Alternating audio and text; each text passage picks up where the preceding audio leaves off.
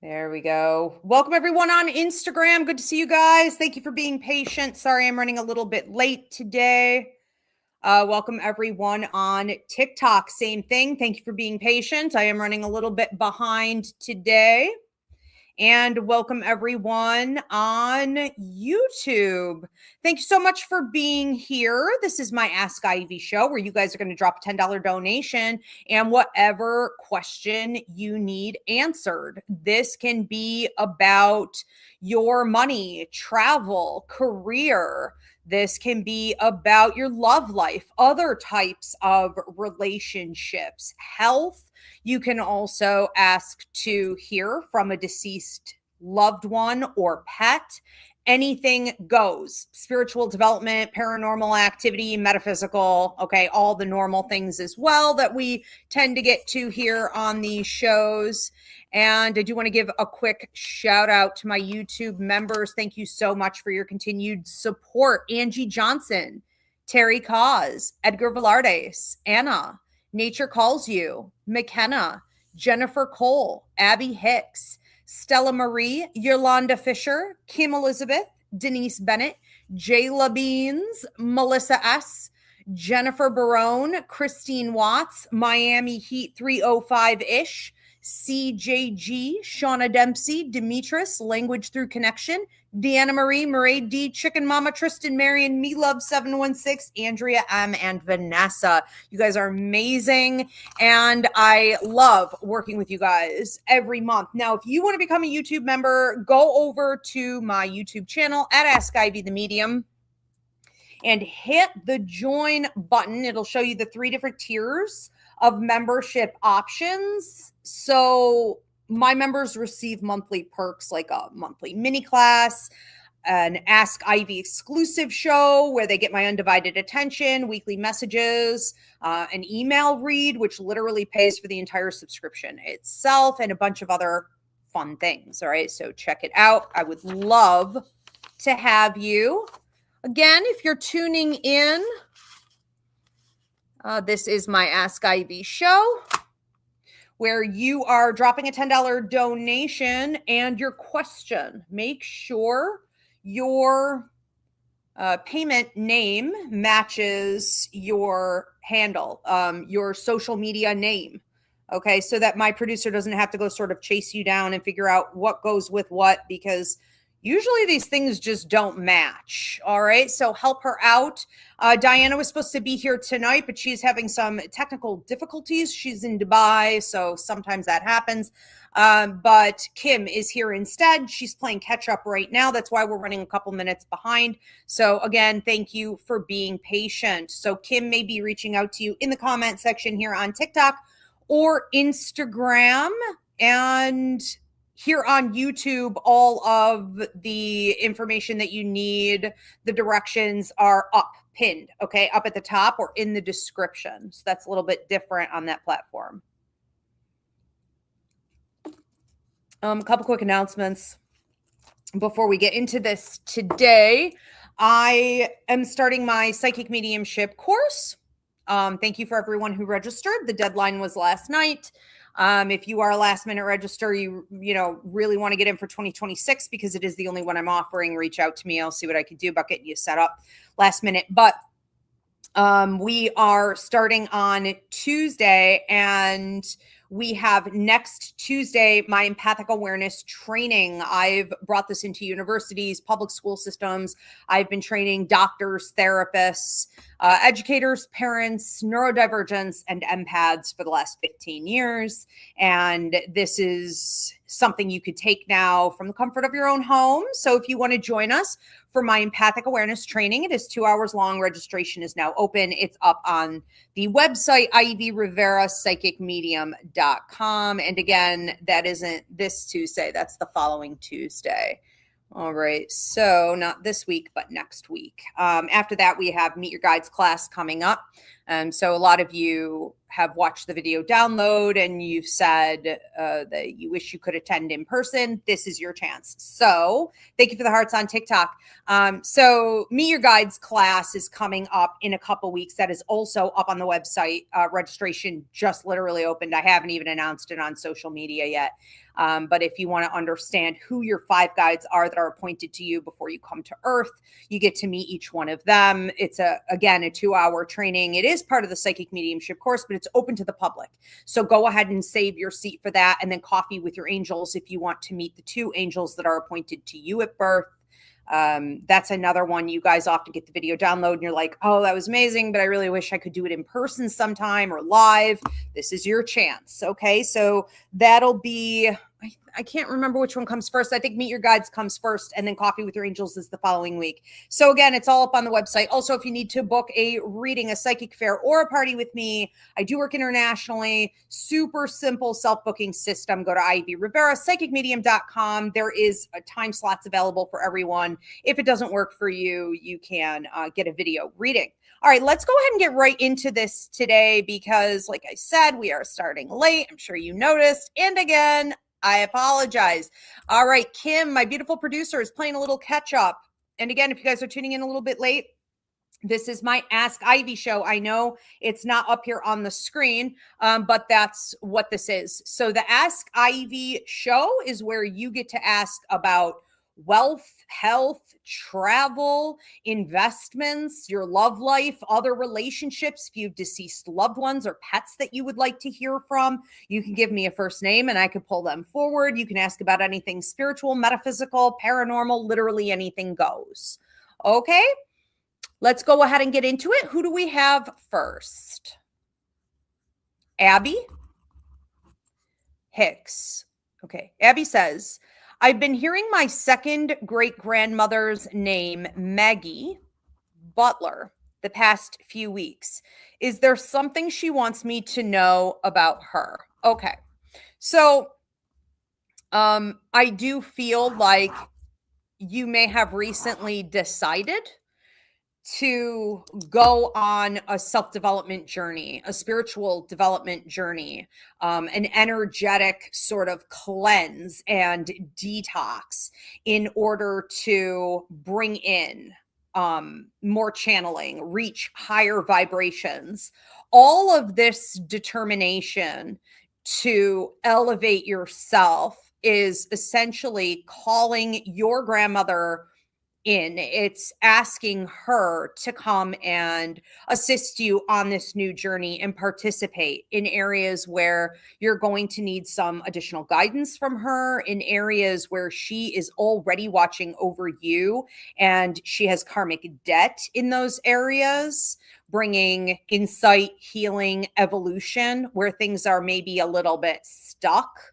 Now, a lot of people call this a generational curse. I don't believe in generational curses, but I do believe in generational programming. I do believe in psychological programming, and I do believe in really a lot of bad habits being handed down, right, from generation to generation.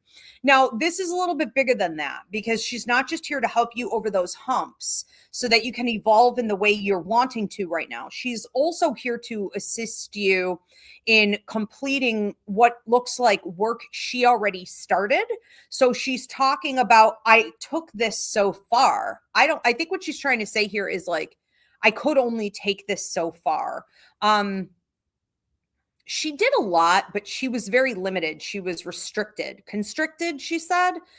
She wasn't able to maybe go out and full on like become a teacher or become a healer or become, she may have been in a religious order where like women weren't allowed to do that. You know, there's more healing she wants to offer people. There was more elevation. She had more love to give, but she had more wisdom to give.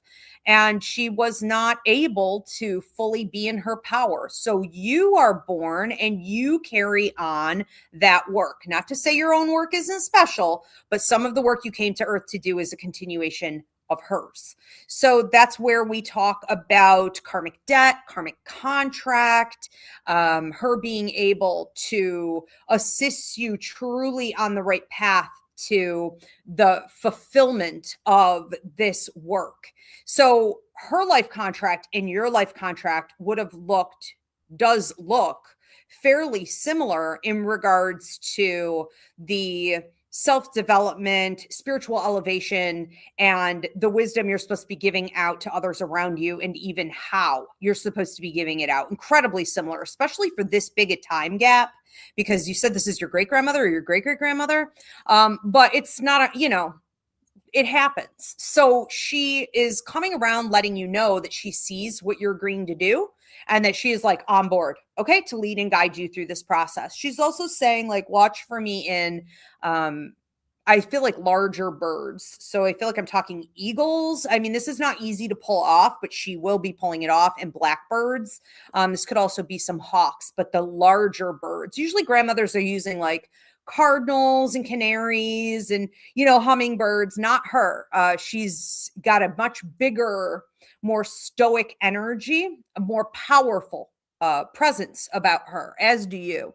And these birds represent, where you're going, your totems at the time, her guidance. I also feel like you should be watching your dreams and keeping a dream journal, especially for the next 2 days, because she will be showing up there. Now, if you don't feel like you talk to her directly, that's not really the point. She's showing up and showing you things that you need to start paying attention to at this time.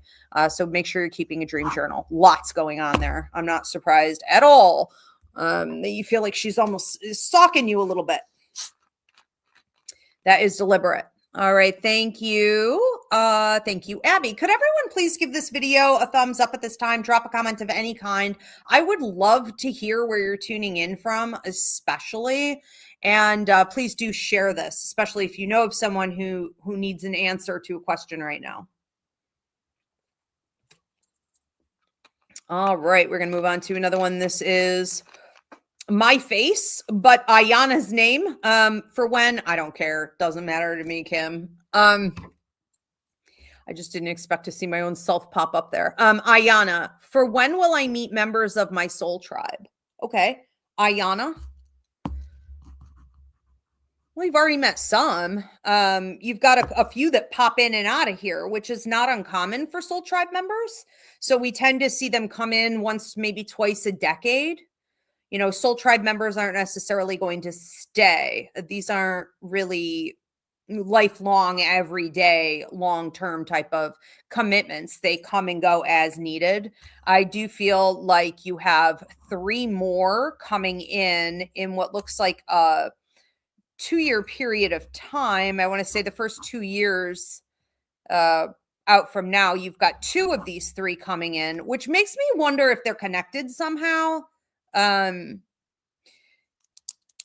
Clearly they are, but like, I'm just trying to figure out like in what way, because you're going to be meeting with a female and a male, who are members of your soul tribe, and somehow you have them simultaneously in your life, but working on 2 totally separate things. So I think this is a nice time for you, especially in the upcoming year, because this happens in a 2-year span, to meet the first one and then to be able to feel as though you are healing each other, you are raising each other's vibration, you are enabling the other one to see themselves more clearly, and you guys are bringing answers to each other. I see dance. I see movement. I see drumming. I see dance classes. I don't know if you're into, like Spanish dancing, or it's just like sort of anything Latino, anything Hispanic, anything, maybe even Afro-Brazilian. So you should be going in those directions, okay, is what I'm saying. But I think that it's a friendship that may also feel a little bit like a mentorship. You may feel that this person, even if they're a little bit younger than you, that they're somehow kind of mentoring you, or they're a little more advanced in areas where you wish you had a bit more foundation, right? Solid ground. And this is a nice interaction. I think that the other person is coming in the following year All right. So that's, at about 1 year out from now, somewhere between there and hitting the 2 year mark, the other person comes in. And I do wonder if this has a romantic element to it. So we don't always have to explore that. And I would be careful exploring that with soul tribe members because, again, it's almost a contract where it's like, I'm here for a good time, not a long time. No, that's not a problem if you can roll with it.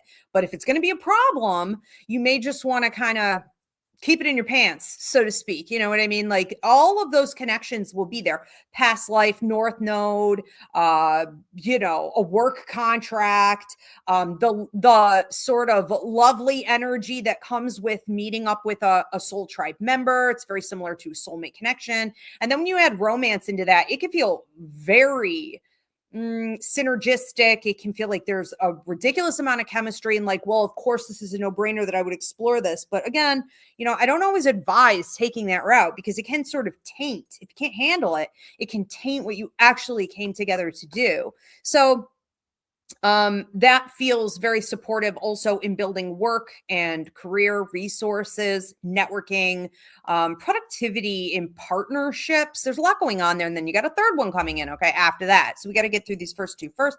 And again, just don't forget that when we talk about Soul Tribe members, we're not typically talking about my BFF. We're talking about people who come and go from your life every decade for considerable periods of time, usually at least several months. And, then they sort of fade away. And that's the nature of the relationship. And then they come back and they cross your path. They can also be working with you a lot at night in your dreams, in the sleep state. And signs and symbols of them are around whenever you're supposed to be learning more from the relationship, even if it isn't currently going on.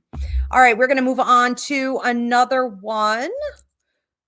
And this is from... All right. It's me, Diana. I'm back. I fixed my technical difficulties. So sorry. I could feel you on the last question. I don't know how to explain it, but I knew you were back and Kim was gone. So yeah, Kim came in and saved the day, Diana. Don't worry about it. We're fine. Shit happens. Okay. All right. So this is for Manny. All right, so Diana's back. All right, so Kim is no longer reaching out to you in the comment section. Thank you for the thing on my head on TikTok. Diana's back. All right. All right. Manny says, hi, Ivy. Can I have a message from my cousin, Bia? Is this a longer name than that? Or is this like Beatrice? Or that's okay. Okay. A message from Bia. All right. For Manny. Bia, what message? What message do you have for him? I don't know what this is. It almost looks like that Jewish spin top thing that they have around Hanukkah. Ladle, something, my something. Okay, I don't know. Anywho, she's coming in with this toy that looks a little bit like a top of some kind. It's on a stick. It's red. It's metal. I'm sure it had lead in it. Okay. This is one of those old fashioned toys, and all of us kids are lucky we're alive after playing with things like this. But it's almost like it would have spun, or you would have pushed it and it would have spun, and then maybe it like came up off of this stick. Anyhow, I feel like when she comes in here, she's trying to like play with you. She's trying to get you to engage with her, and random activities that can create, it feels like, uplifting energy, more fluidity in your life, more engagement where you're less focused on like work or what I have to do, this list of never ending adulting, that I'm sort of trapped into, as we all are, as adults. But this is, don't forget to come and play with me. So I feel like when she comes in, she has a way of sort of bringing you down to earth, helping you refocus on what's fun and uplifting, and also projects, because this toy that looks like it could have certainly taken out an eye and caused some lead poisoning, fun nonetheless. It's a little bit of a required focus. Okay. It is you learning more about what is holding your attention and what is fun for you at this stage in your life. I don't know if you're in like your 50s or your 60s, but she's talking about, as you grow up, as you get a little bit older, your ideas of fun change. And I felt like the two of you would always have a good time, whether it was like doing something, sitting around, conversation. It was easy fun. But you may be feeling at this stage in your life like you need to start investing in more, whether these be hobbies, activities, a side hustle, something you're doing artistically.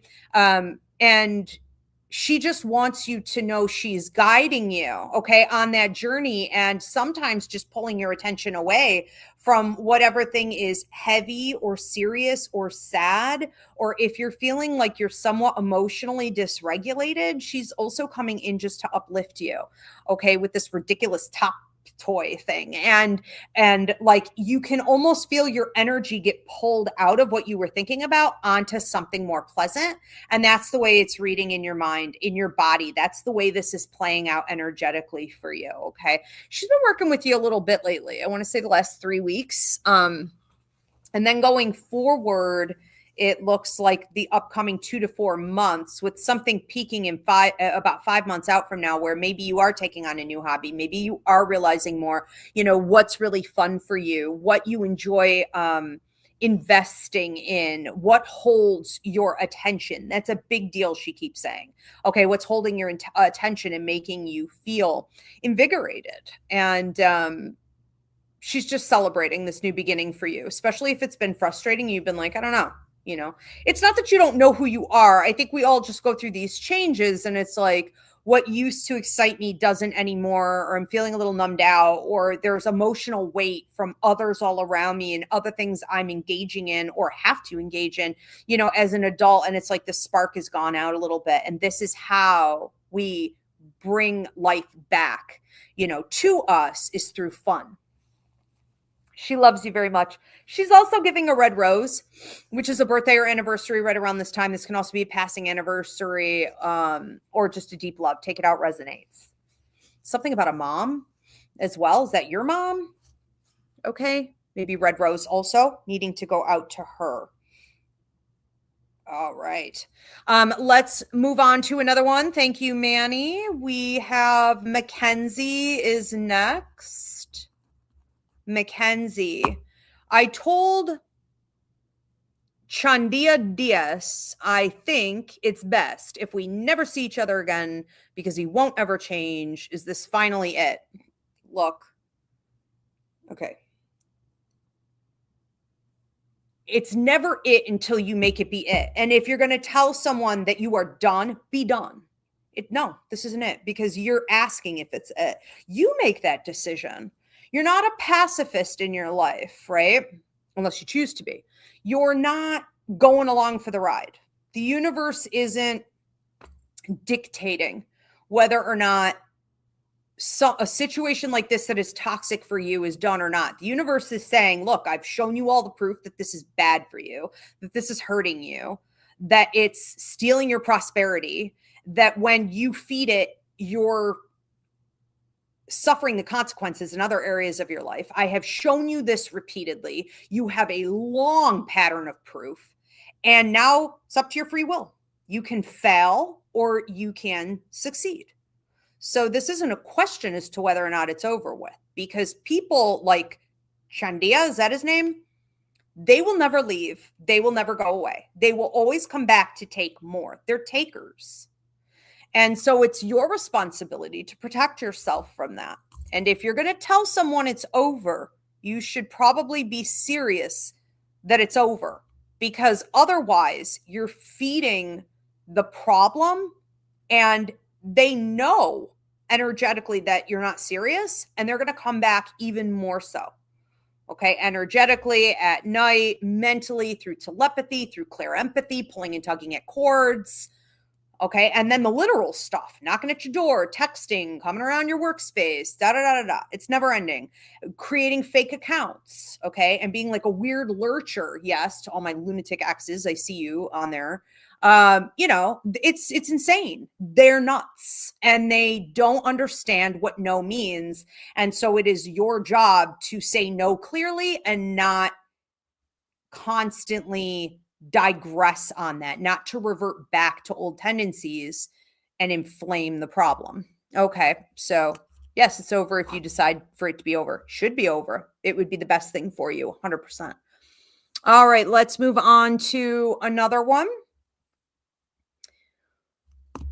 All right. Maraid says, hi, Ivy. It feels like my money is pretty tight this month between bills and thinking about upcoming bills.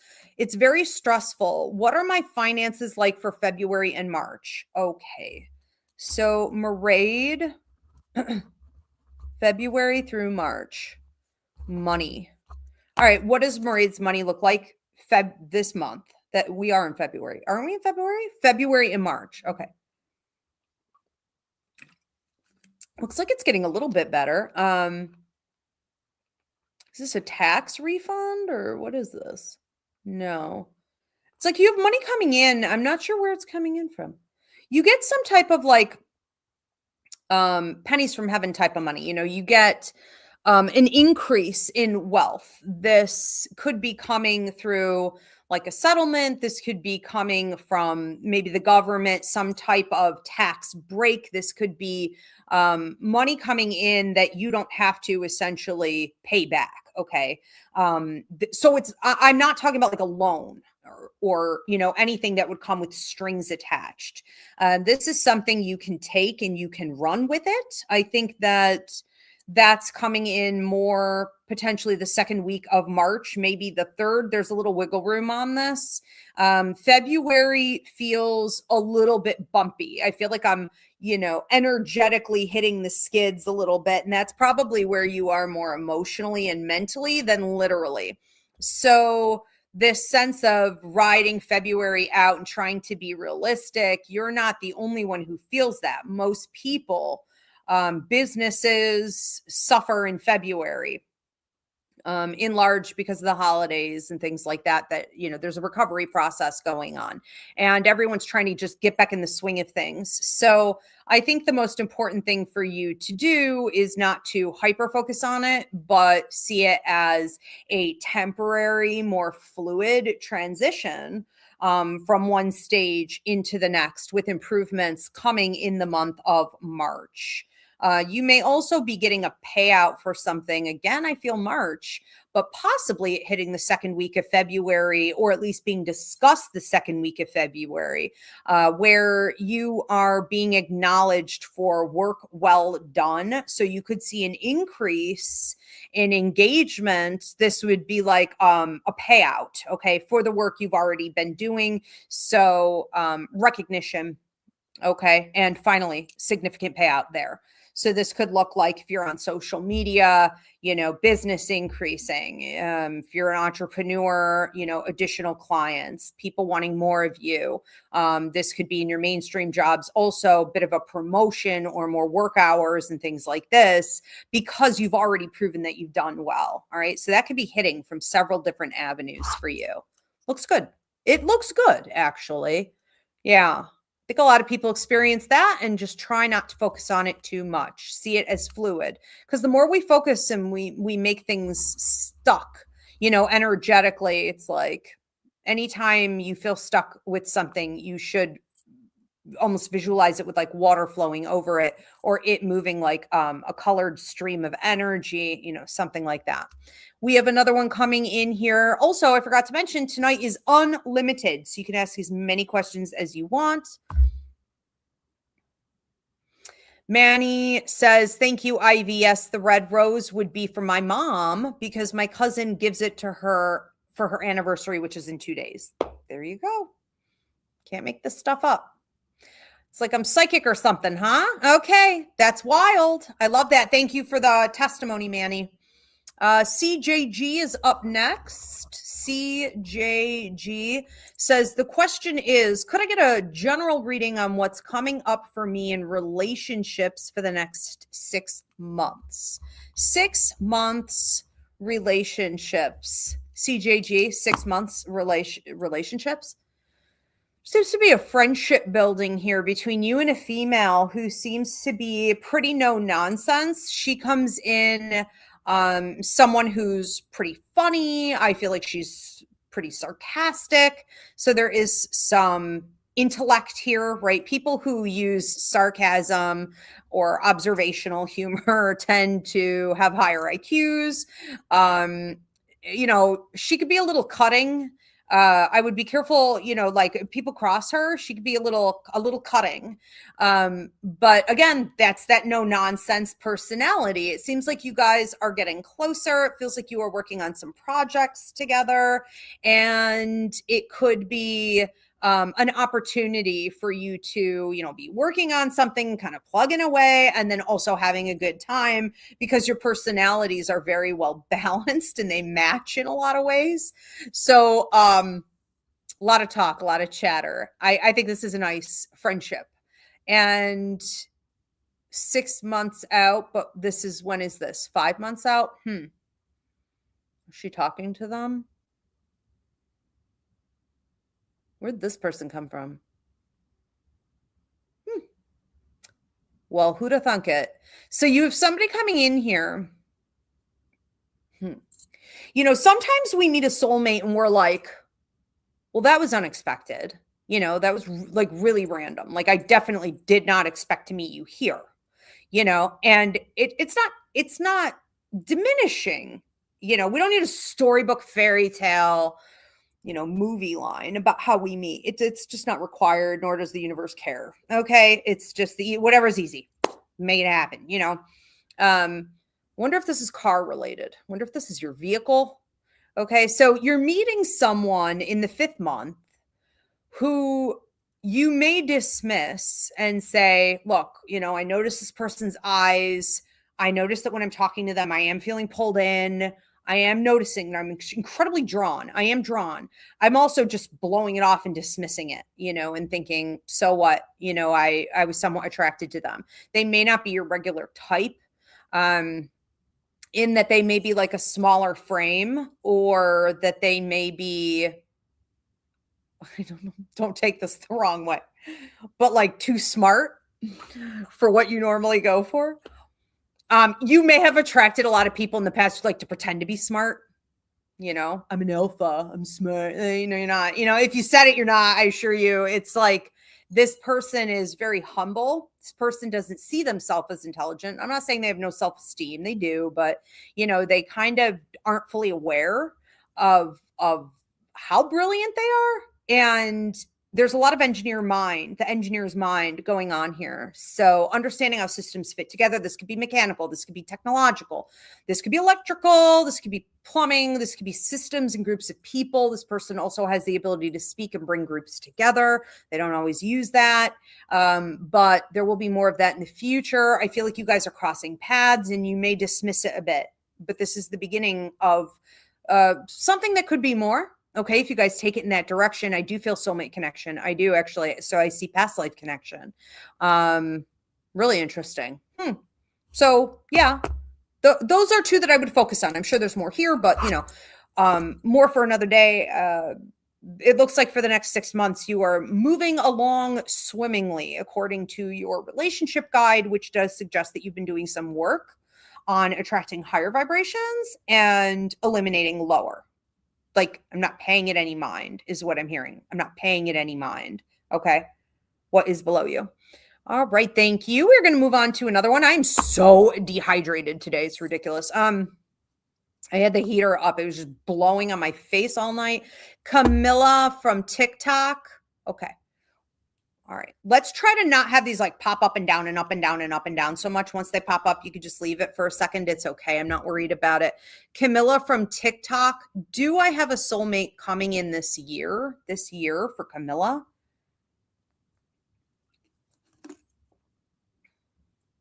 No, not this year. No, not this year. Let me see if I can add anything to that. You have a bit of a test person coming in here, and that doesn't mean it's bad. It just means that you are being tested by the universe to see if you've learned your lessons. And more importantly, if you're going to walk them out when tested, because the universe doesn't care what you say. You can give a whole lecture on it. The universe isn't impressed at all. The universe is waiting to see in moments when you cross paths with someone like this or a situation like this, are you going to revert back to the old choices you used to make, the old pattern? Are you going to go around that mountain again? Or are you in those moments going to choose to slow your roll, keep your cards closer to your vest, be analytical, use your discernment, and ultimately decide for yourself that you have high standards and you're going to stick to those? And if this person isn't meeting those standards, it's a deal breaker. It's a no-go. It's a red flag. You can call it whatever you want, but it's a no. It's no. You will be meeting someone who you may think is like it or the one, or, this is of some kind of value. Yeah, it's in value in regards to lessons. It is in regards to lessons, meaning did you learn them or not? Because otherwise, this person will be a drain. So don't mistake when the universe puts someone on your path and it seems like the right person, there's too much synchronicity here for this to be wrong. Don't mistake that for a soulmate. Okay? Sometimes it does seem like the universe is kind of playing tricks on us, but it's really a testing phase. And you said you wanted better. You said you wanted more. So you're manifesting this. You just have to prove it, that you can maintain it. All right. Thank you. We're going to move on to another one. Okay. Abby, my jaw is popping here. Another just a testimonial from Abby. Abby says, okay, she's talking about her grandmother from the previous reading. Maggie came years ago when recording her history. She made the same wing gesture you made tonight with intense energy until I found her lost child in a census report. She's around again. Thank you. Wow. I don't even remember doing that. Interesting. I'm gonna have to go back and watch. That's really fascinating. Wonderful. And, a lot of people get readings, and this is just a message for everyone. If you ever get a reading and, a grandparent or an ancestor of some kind, comes through for you, you never want to be like, well, I didn't know them. What do I care? You never, ever, ever should do that. Okay. Because the karmic line continues beyond the one random grandma you got to know, like that may even be insignificant compared to these other ones. I see it all the time. So we want to stay open. That's wild. CJG said, thank you. You are so welcome. Thank you. Next one up is Andrea M. My question is, when we did the yes or no question show last week for members, okay, that was an AskIvy exclusive members only show. I asked if I was in the right profession and you said no. Oh, that was okay. Something I posted for you guys in the membership. Yes, the community weekly message. So I asked if I was in the right profession and you said no. Okay. What do you feel is the right profession for me? Okay. So this is Andrea. Andrea, let me see your life contract. What is she supposed to be doing right now? Feels like transitioning in the last 2 to 3 years out of what is some healing work that you may be doing. This could also be a lot of like paperwork, or I'm hearing like stereotypical stuff that isn't really allowing you to expand, create, evolve. You essentially have no say. So this could be you working within systems that maybe you felt you could give a lot to, you thought you could thrive in, you felt as though you were called to be there. It's not wrong necessarily, but they are limited. They are limiting. They are limiting you. You're shortchanging by staying is the issue. And you've been dragging it out a while now. So you may feel like your opportunities, your networking, that there's been a decrease in your prosperity, especially in like last 7 months. But again, I wouldn't be surprised if you were feeling this the last 2 to 3 years where like doors were closing in your face. You were supposed to get something and you didn't, or, I got it and I don't want it, or like this isn't moving the way I thought it would. There's a lack. There's a lack. There's in particular a lack of fulfillment. So when I look at your life contract, meaning what you signed on to before you came to Earth, you may want to book a life contract reading. Okay, Andrea, it's going to take a full hour. I can't get to any of it really today, but this is looking at what you're supposed to be moving into right now. You're supposed to allow yourself to be the leader. It's about autonomy. It's about creativity. Okay. It's about hitting levels of success you couldn't hit within a system that is capped.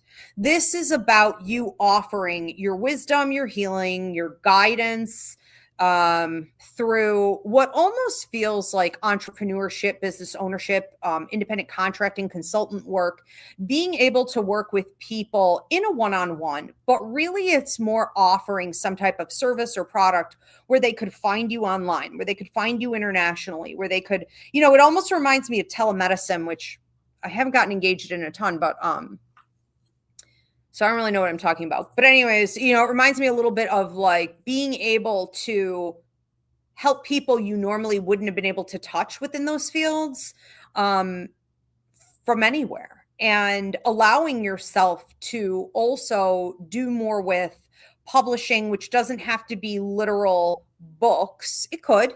But this is like social media. This is communicating on a larger scale. This could be anything from like YouTube to publishing videos. Like I'm looking to do this with the psychic mediumship course as soon as I'm done with the symbology book.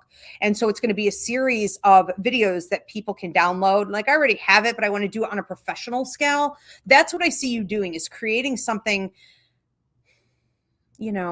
on a professional scale is the best way I can explain it. And you could also be heading up what looks like projects to some degree. So if people were to come to you and say, like, I want to create this thing, I want to do this thing, I want to be this thing, I want to have this thing, you could be the one behind the scenes that says, and this is how you do it. Here are the steps that you take. Here's how we create this.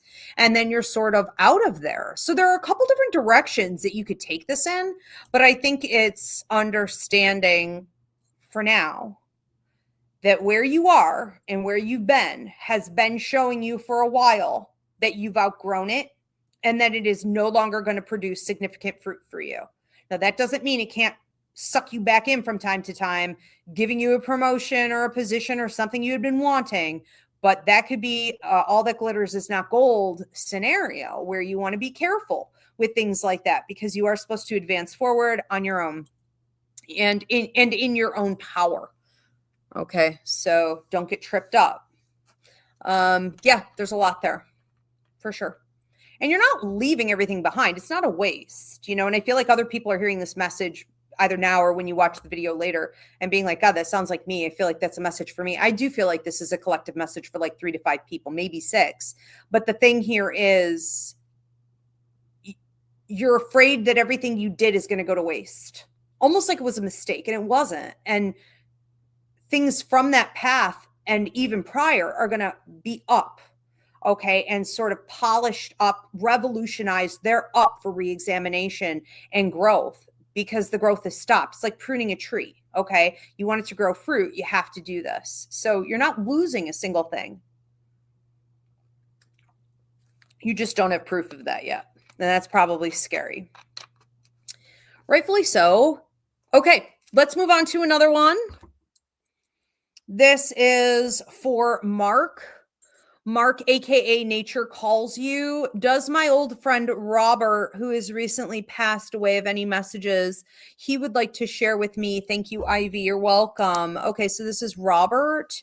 Okay, Mark wants to hear from Robert. Robert, step forward. Some type of joke about you're not in jail yet? I don't know what this else is supposed to mean. I feel like you guys would have been able to have a good time. And I feel like sometimes, I don't know, they're just these stupid jokes. Just picking on like maybe things you do and you don't always take it through the whole way, or you are a bit of a risk taker. maybe this is him. Maybe I'm reading it in reverse, but it's like just taking risks. And it's like, is that the smartest thing to do?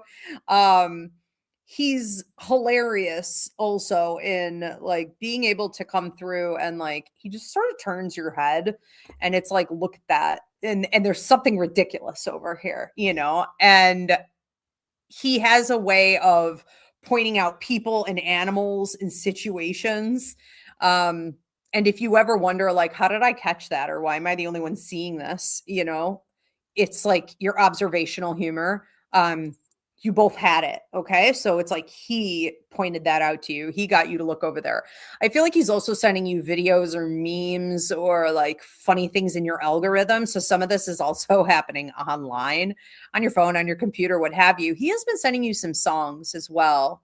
So listen for him in the music. He said not all these songs are songs like we would have been listening to necessarily, but it's the words, it's the lyrics, it's the meaning.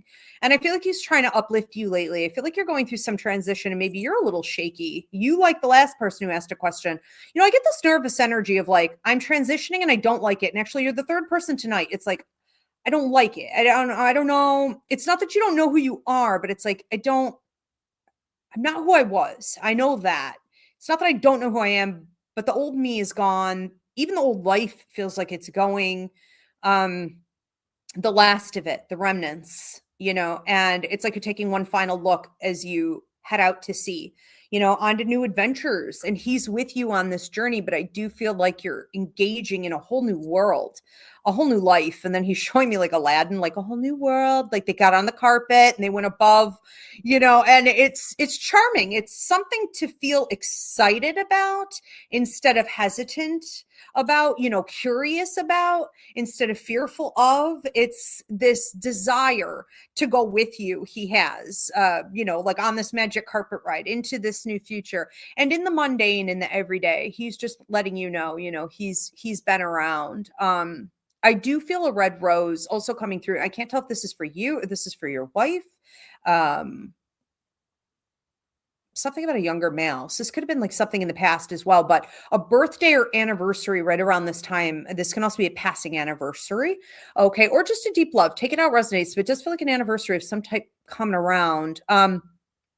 And he's talking about leaving you pennies from heaven, pennies, nickels, dimes, quarters, tokens, and black birds. Be watching for these as well. He said you're real psychic. He said he's real psychic. He's really good at this. He's talking about you. You're really good at this. And he's pretty good at this. Not as good as you, but he's pretty good at this. And he's getting better at it because you're good at this. You're very psychic. So your dreams are very prophetic and you do a lot of astral travel. And so he comes and he does visits with you. Okay. So thank you for the hearts on TikTok. So these visits from him may be getting longer.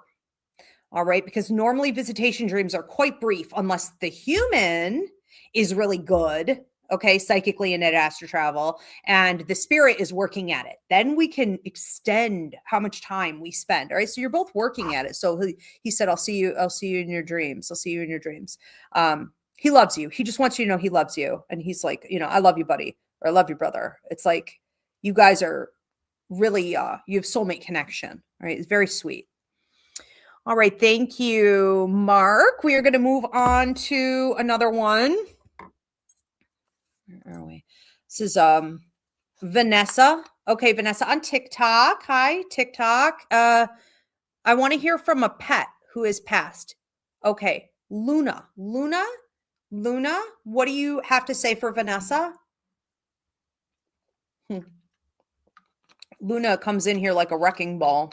I came in like a wrecking ball. It's like stuff falling and dropping, and I'm going to knock this over and I'm going to knock that over, and I'm not going to care. And I will probably do it again. And I enjoy doing that. I think Luna likes the noise. There is a sense of, it's like very gratifying. It's very satisfying to hear something fall or to run something over. If you've ever seen like a bottle in the road and you're like, I have to run this over with the car. Like I have to, like, I can't not do this. It's going to feel so good. You pop those things that come in a box, when you get something in the mail.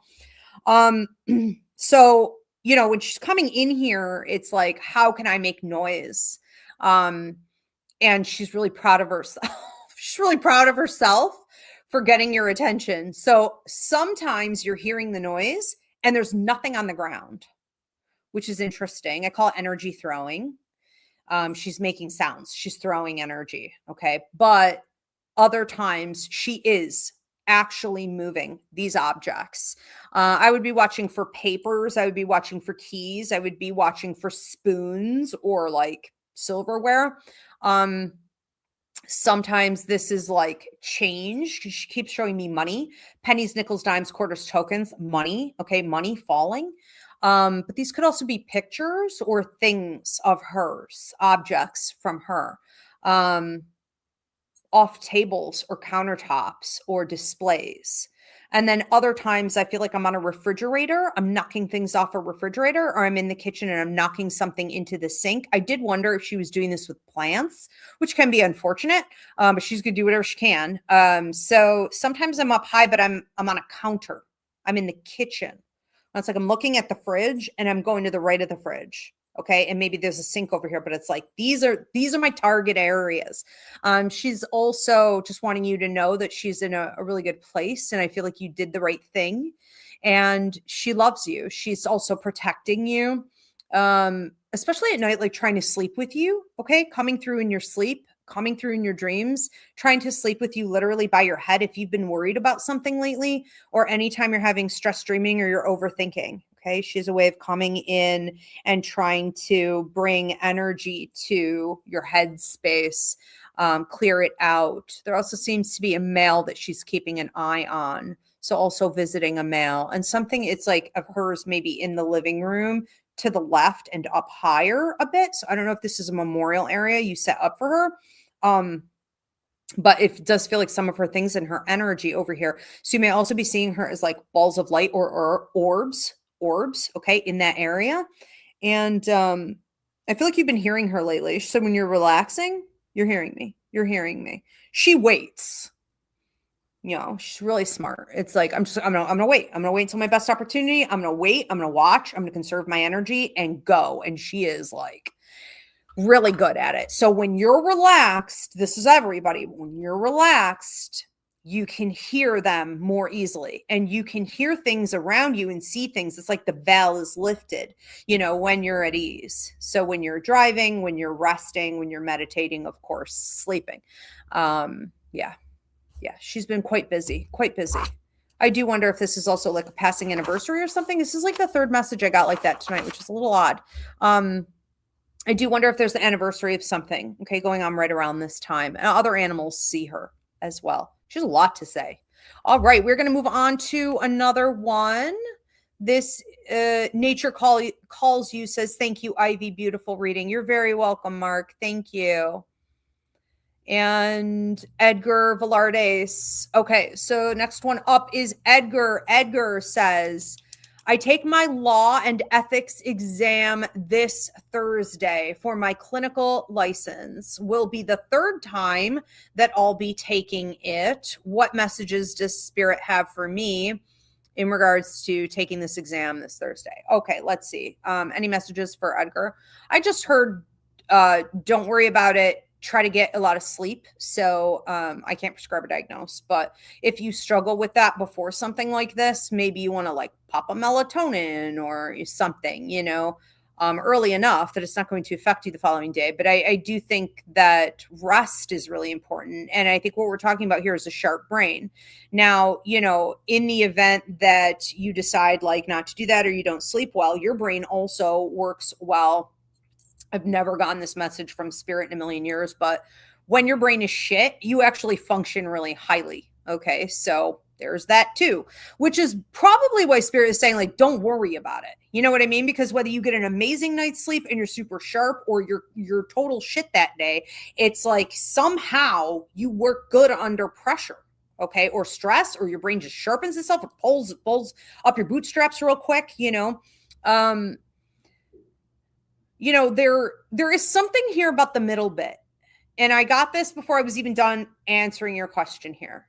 And this isn't coming from Spirit. This is just me psychically telling you. There's something about the middle bit of this test that I don't love.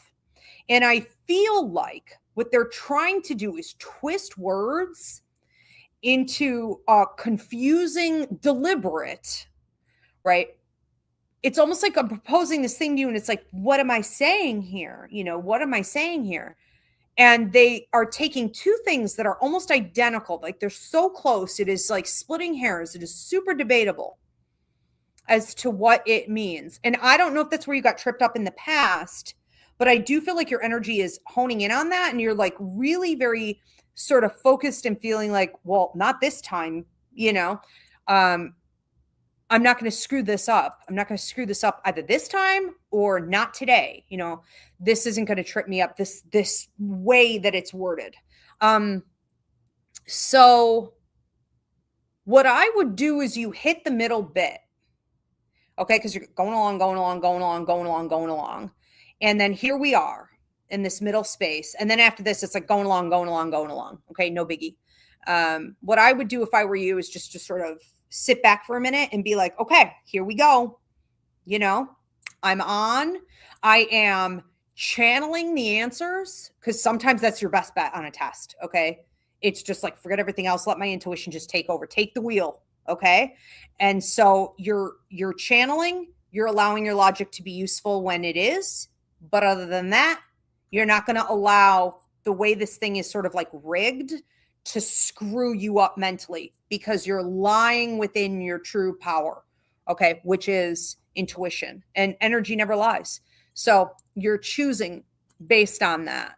And I feel good about that. That's what I would do. Okay. Yeah, this looks good. Good luck. All right, Thursday. Let's send Edgar tons of positive energy, manifesting, graduating. Okay, with Edgar. No more around the mountain with that. All right. Moving on to the next one.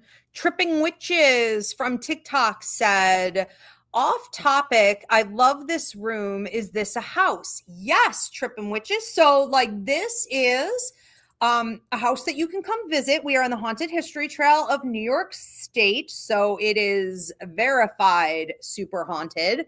It's an 1882 Victorian funeral home. It was the Francis Rhodes house. And then it became, this really successful funeral home for over 55 years. And then the guy got busted on the news. A body fell out of the casket and he was like pocketing all this cash and he got shut down after 55 years of success in this area. Okay. And it sat abandoned for 16 years and I bought it a couple years ago. I have opened it up for historical tours. It was an Airbnb until I had to boycott them. It is now here for haunted sleepover experiences, up to 25 of your friends, ghost hunts, all the things. So it's also the Ivy League Psychic Academy. So I've been moving my Psychic Academy for the last 15 years around New York State, and it is now here. And it's amazing. Come on out. We're 2 blocks from the beach and lots of Puerto Rican food, Mexican food. We're out in the country, but we have the largest Latino population outside of New York City. Again, this is in New York State. This is in Dunkirk, New York, and there's a ton going on. The beaches are always full. There are always events going on. So I would say summer is the best time to come. But yeah, you could book your group. This is living room number 3, and you could see behind me the beautiful ceiling and everything. There would have been chandeliers hanging. Wherever you see one of those little squares, there would have been like in the middle and then out on the 4 corners, they would have had chandeliers hanging, and this would have been their dining room, and then they would have gone through here for their kitchen. And you'll see them walk through here in the middle of the day, in the middle of the night. You'll see her in her Victorian dress, the original builders, and him in like a darker suit walking through here all the time. They don't interact. They're just walking through. I've decided they're looking for snacks in the kitchen. That's the only thing I can come up with here. Why are they always doing this? Yeah. Thank you very much. It is beautiful, right? Because it sat vacant for so long, nobody painted over this woodwork. No one destroyed it. So I am fiercely protective. Here goes my puzzle thing on TikTok I have to fix. Bear with me a minute. Let me see if I can get this right.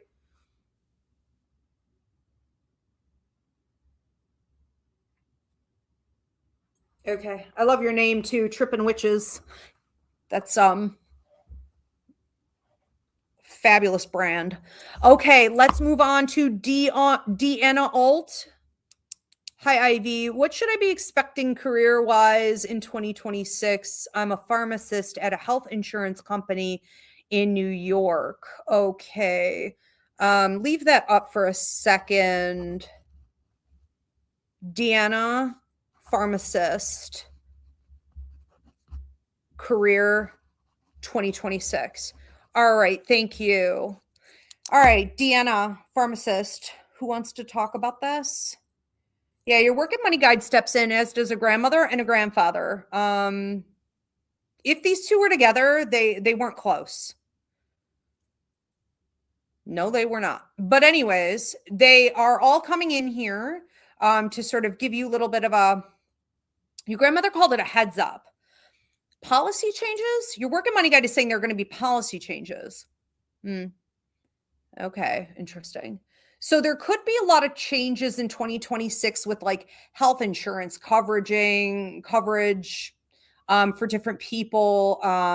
There's something about certain meds also being like removed or replaced or changed.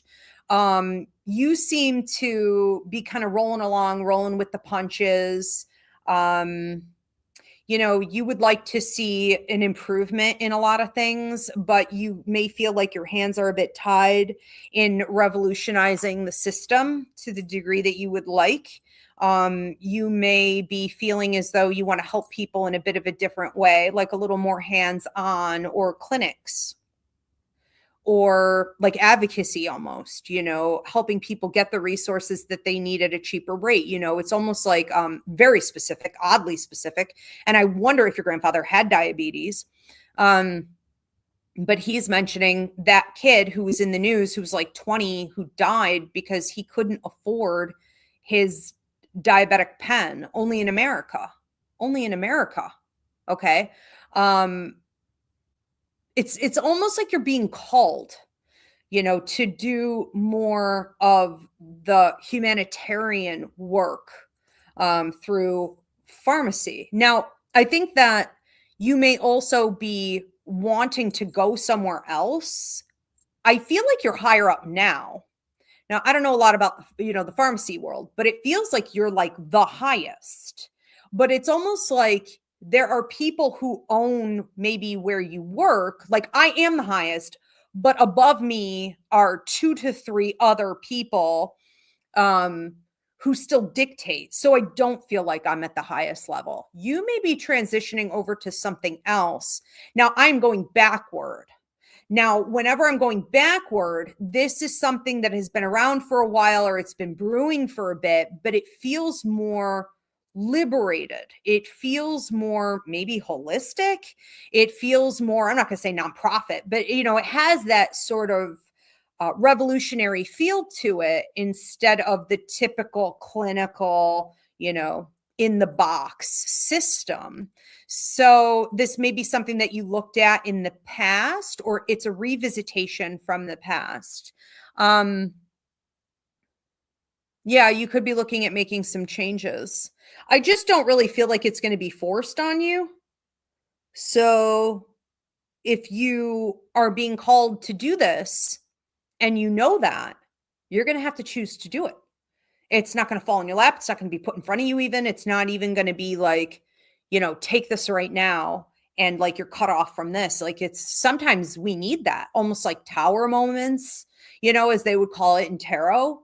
Sometimes we need that, but you create your own. Okay. So yes, I do feel like there needs to be some change here. You may be unhappy this year looking at the way things are happening. Mm-hmm. Okay, but you yourself are safe. That's what I see. I think it's a little interesting that we're going backward, and that it's like, this is the one thing. This is the one place. This is the alternative. Like, this is the one. It's like, I kind of, in the beginning of the reading, I thought I would see like a whole bunch of different possibilities for you, but it's very strict. Okay. You've got a grandmother, you've got a grandfather, you've got your work guide, and they're not saying a whole heck of a lot today. So I'm just going to honor that. And I'm going to say, look at alternative ways that you could do pharmaceutical work outside of the restriction, the systems that are essentially broken. Okay. All right, we're going to move on to another one. Tiffany Williams from TikTok says, I'd like to ask Ivy if I should stay in the same profession and will I be successful? Okay. So I guess I'm just kind of, she didn't say what profession she's in. Will I be successful? Okay. So whatever profession Tiffany's in right now, will she be successful? Should she stay?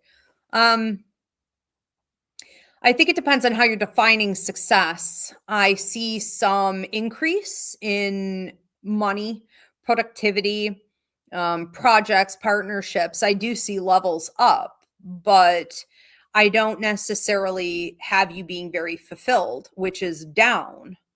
So if you're asking about success in regards to the potential to increase income, is the investment going to pay off? Yes. Is this necessarily in alignment with your life contract, meaning what you came to Earth to do? I would say no. I do think that true success lies in fulfilling a life contract. All contracts, any type of contracts, that's success. Is it always comfortable? Is it always the most profitable monetarily? Or, does it always like last a million years? No, not necessarily, but still, as a human being, having a human experience here, as a spiritual creature, having a human experience on earth, that's where your obligation lies, not to the almighty buck. So we're going to have to be careful. But I do think ultimately you're feeling a bit of excitement still. So it's like what you're doing is still bringing in excitement. Not to burst a bubble and sound like a negative Nelly, right? But like sometimes that's confused for fulfillment, right? Who here has ever just been like, I'm excited about this thing. It's like everything's going great. And then 48 hours later, it's like you hit the ground. It's like, why am I drained? Like, how did that happen? Because you were high off the supply. You were feeling, like fulfilled, you thought, because you were excited. When there's a lot of energy, and it could be the system within where you're working, right? So it's like, the people and the imagery and the da da da da da da da da da.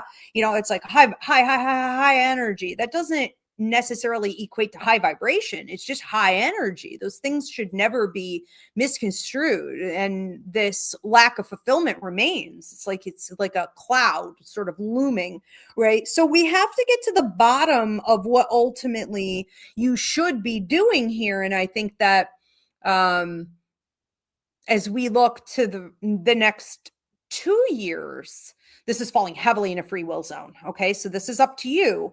But the next 2 years may be a lot of release. It could be a lot of detoxing. It could be a lot of changes. It could be you being involved in many systems where you thought something was going to last longer, but then so-and-so left, or this thing transitioned into something else, or, it was taken over by another company, or this no longer remains. Like I thought it was going to be this, and it ended up being short-lived. That detox phase is going to be necessary. So whatever and whoever needs to go, let it go, because it's preventing your ultimate growth. I do think that you could find yourself using more of your speech, communication, and leadership as you go forward. And I think you may also want to be more in charge and able to make greater decisions than what you're able to now. So it's sort of like, this is what I want to like create, and this is how I want to put it out. This is when I want to put it out. This is who I'm gearing it toward. Like you want to be able to do more of that. Your higher mind wants it. And I just don't see that happening here. Okay. Maybe to some degree, but not to the level that you want. So, will there be success? Yes. Will there be more success elsewhere? Yes. All right, let's move on to another one. Thank you so much, Deanna Alt. This is a testimony from Deanna. Deanna says, thank you, Ivy. I've been thinking about starting a consulting company that bridges the gaps between patients, holy shit, between patients, doctors, pharmacies, and insurance. Now I have goosebumps. Okay, the different languages keep patients stuck. Oh my God. I mean, is that not it? Is that not exactly it? You know what, girl? You can't have another question about this. That's what I'm going to say. You're not allowed. Okay? There is no more specific down to the literal detail, right? Order that you could be given. Like, that's it. Just do it. And even if, and this is a general message for anyone who's going out in 2026, anyone who feels like they're pioneering something, or it's kind of been done, but like barely been done, or it was done, but it wasn't successful, and now that makes it worse. You know what I'm saying? It wasn't necessarily the right time, or even if you are pioneering it, it doesn't matter. What is for you to do will be supported by the universe with the right people and finances and opportunities. Like, it will all be there. Like, don't overthink it. Just get started. Amazing. Amazing. Thank you for sharing that. I have to turn up the heater. I'm literally freezing and my nose is running. Okay. Yeah, this house is 1882. I don't know what, 200 years old. And I feel it in the summer and I feel it in the winter. Let me tell you. All right. Tiffany from TikTok is giving a testimony here also, saying, Ivy, you're amazing. You never disappoint. I really appreciate you. That explains my burnout lately. Yes, yes. Well, I appreciate you too. Thank you so much. That's a really good point. Okay. I'm just going to say before we move on to the next one or testimony or whatever, like, when you start to feel burnout, even if there are aspects of whether this be a relationship or your lifestyle or your career, like whatever it is, when you start to feel burnout, I don't care how many aspects still look good or it's really debatable or you feel like you're being flighty, you know, it's like, maybe I should just count my blessings more. No. Once you start having burnout, there's your answer. Your nervous system is literally saying, we're done. Okay. Your life contract is calling you elsewhere. Great point. Thank you. Thank you for that. We are going to move on. Beach Girl from TikTok said, I bet that house gets cold. It is ridiculous. My heating bills were like $850. And men would always come in here and be like, this is what you got to do. You got to section this off and section this off and section this off. Because there are like all these doors and rooms and this and that. And it was like, no, because then those rooms are even worse. And apparently it's a horrible idea. I'm glad I didn't listen, because apparently that could shut down your entire furnace system on these old houses. Like you can't use the same tricks on these old houses. So like that was a terrible idea. I've tried sealing things. I've tried everything. It is to the point where it's like, I need a scarf, I need a hat, I need slippers, and I have gotten the heating bills down to just a couple hundred or a few hundred a month. But yeah, $850 a month it was when I first got in here. Ridiculous. But I mean, the beauty, they don't make them like they used to, let's move on to Anna. Are there any new people I've met coming into contact with lately that will have an impact on my life in a significant way? Okay, Anna, anyone new that she's met lately that will have an impact on her significantly? I feel some stuff going on with work for you, and it's like, I'm trying to see who this is. One feels almost like a male energy who may have networking opportunities for you, business expansion projects, like opportunities for you. I don't know why this person is also coming through as like a financial advisor.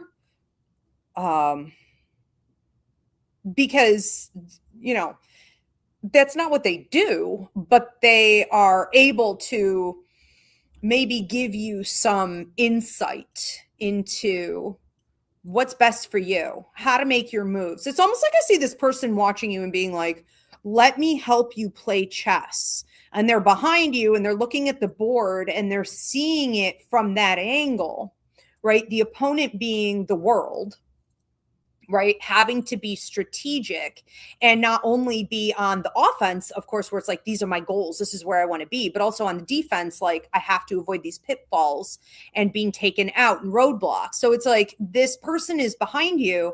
And sometimes, as annoying as that may be to you, it's like he's really accurate. He seems to be not only accurate, but not asking for anything back. So it's like, I think he likes you, you know? So you could have this person here who's sort of mentoring over you in a way. I also feel a female who is doing the same thing, but in the opposite way, where she's kind of a little bit colder, you know, she's not very emotional. I'm seeing really dark hair on her. That could have been her original hair color, but I'm seeing really dark hair on her, always ending here, always ending here, always ending here. It's like, here I am at 8 years old. Here I am at 35. Here I am at 62. Always the same haircut, always the same haircut. She's very not caught up in her, your guide said feminine wiles. Even though she'd give a shit. She didn't care what she looks like. You know, she's not using, you know, anything to try to, like, I don't know, work her way to the top or get men or whatever. So this is all brains. Okay. She is all brains. She just has an I don't care attitude, which is refreshing. And this could be someone you are feeling very much like you guys are a little bit different. But she is showing you how to get things done as well. And this is hitting you personally. It's also encouraging self-development with you. This is showing you how to kind of steamroll, or how to not take any nonsense. It's like, I will not. Who is the judge who died? I'm seeing Judge, oh my God, I can't remember her name. You know, she was for women's rights, Supreme Court Justice. The heck is her name? Somebody let me know in the comment section. I'm seeing like her spirit working through her, and this upcoming 1 to 3 years with you. So you seem to be going into more of a sort of revolutionary feminist overhaul. Like you're allowing that new realization to take over all the decisions you make, how you respond to things. So maybe you would have backed down in certain situations, or you would have sugarcoated, or you would have, like, you know, signed a contract anyways. And this woman is entering into your life, getting you to what's her name? Ginsburg. Thank you. As soon as I heard it, as soon as you posted it in my head here. Ruth Bader Ginsburg. Thank you so much. Yeah, God bless her. I mean, you know, we work with people, we work through people as well, when we're here on earth, and then after we pass, we do even more of it. And there's something going on here about the justice. These are important people in your life, okay, for sure. Anyways, I could go off on a tangent on that. That is really exciting. I'm happy for you, Anna. Especially if you've been feeling like your relationships have been a little dulled out in recent years. Looks like you've been cutting the fat, or people who were on the chop block, you got rid of them. You're making room for this, because you don't get these types of relationships and blessings unless you're like ready for it. You have to be in alignment. Okay, let's move on to another one. Could I get everyone, just real quick, please stop, give this video a thumbs up, drop a comment of any kind. I would love to hear, please, where you're tuning in from. Please do share this video and subscribe. Thank you so much. So Danyan Shore from TikTok. Danyan, you're up next. I would like to know if the healer I worked with 3 days ago really removed all the dark attachments she claimed to remove. Her name is Carrie M. No. I'm sorry. She's not able to do that. That's a complete farce. Like, you can't remove an attachment. You can't remove a possession. You can't go clear someone's haunted house. Like this house was incredibly toxically haunted. You can't do that unless you own it, unless here's a good way to say it. You can help the person, okay, by showing them what to do, but you can't do it for them. Never, ever fall for that. But there's a lot of money to be made in that. And there are a lot of wannabes out there who will pretend that they do it, even for free, and they're taking something from you. Like a lot of light workers are vampires, right? So be very careful when dealing with energy of any kind. No, absolutely not. That did not happen. And you would have seen an improvement significantly, not a deterioration. Even just with your optimistic thinking, any improvement that has been there is from your optimistic thinking, your hope, which just goes to show you're the power behind all of it. But as soon as things start to get real, you realize everything is still there. Okay. And you're possibly more drained than you even were. Also, when you deal with people like this, they can get almost like hooked into you and energetically take from you after the fact. They typically also put you on a schedule where you have to start coming back regularly. Another sign of bullshit. Okay. So the only thing someone can do for you in that situation is to show you how to get it done. And they can send something like psychic surgery, quantum healing, Reiki, some type of energy work. They can send it for sure. But they can't just do all of that. There's a cord cutting class up on my website. That's what it's called, cord cutting. Okay. And that brings you through a 2-hour training on the education behind it. So you know what the heck you're doing, and then how to actually walk it out. Get that for yourself. Okay. Learn how to do this for yourself. You should never need to go to someone else ever. Sorry to hear that. All right, we are going to move on to another one. This is from Bethany Renner. Says she's from Tacoma, Washington here. I got to get, I got to get out there. I hear some interesting things about Tacoma, and then, I don't know, the whole area I really want to go check out. I don't know how it has not crossed my path yet, but, Beach Girl from TikTok said she is from the West Coast. Okay, awesome. We're in the West Coast, Beach Girl. I'm jealous. What is it out there? I was in California a few weeks ago and it was like 80. It's like 80 degrees. It was like 30 here. Now it's like negative 20 here. Love and Beloved says, hi, Ivy. Thank you for your service from New York. Okay, thank you. Anna Teresa says, okay, so Anna, I just did a reading for Anna. With that question, I had two people in mind, a man and a woman. I felt what you said deeply. Thank you so much. You are welcome. That is huge confirmation if I've ever seen it. Beautiful. Do we have any more questions coming in? CJG. Okay, says my dad, IGG. Okay, dad. IGG passed away in 2009. Does he have any messages for me today? IGG for CJG. What do you have? Just trying to get you a lotto ticket. Get you a lotto ticket. Looks like a scratch off. This is like the lucky pilgrim, like a rainbow.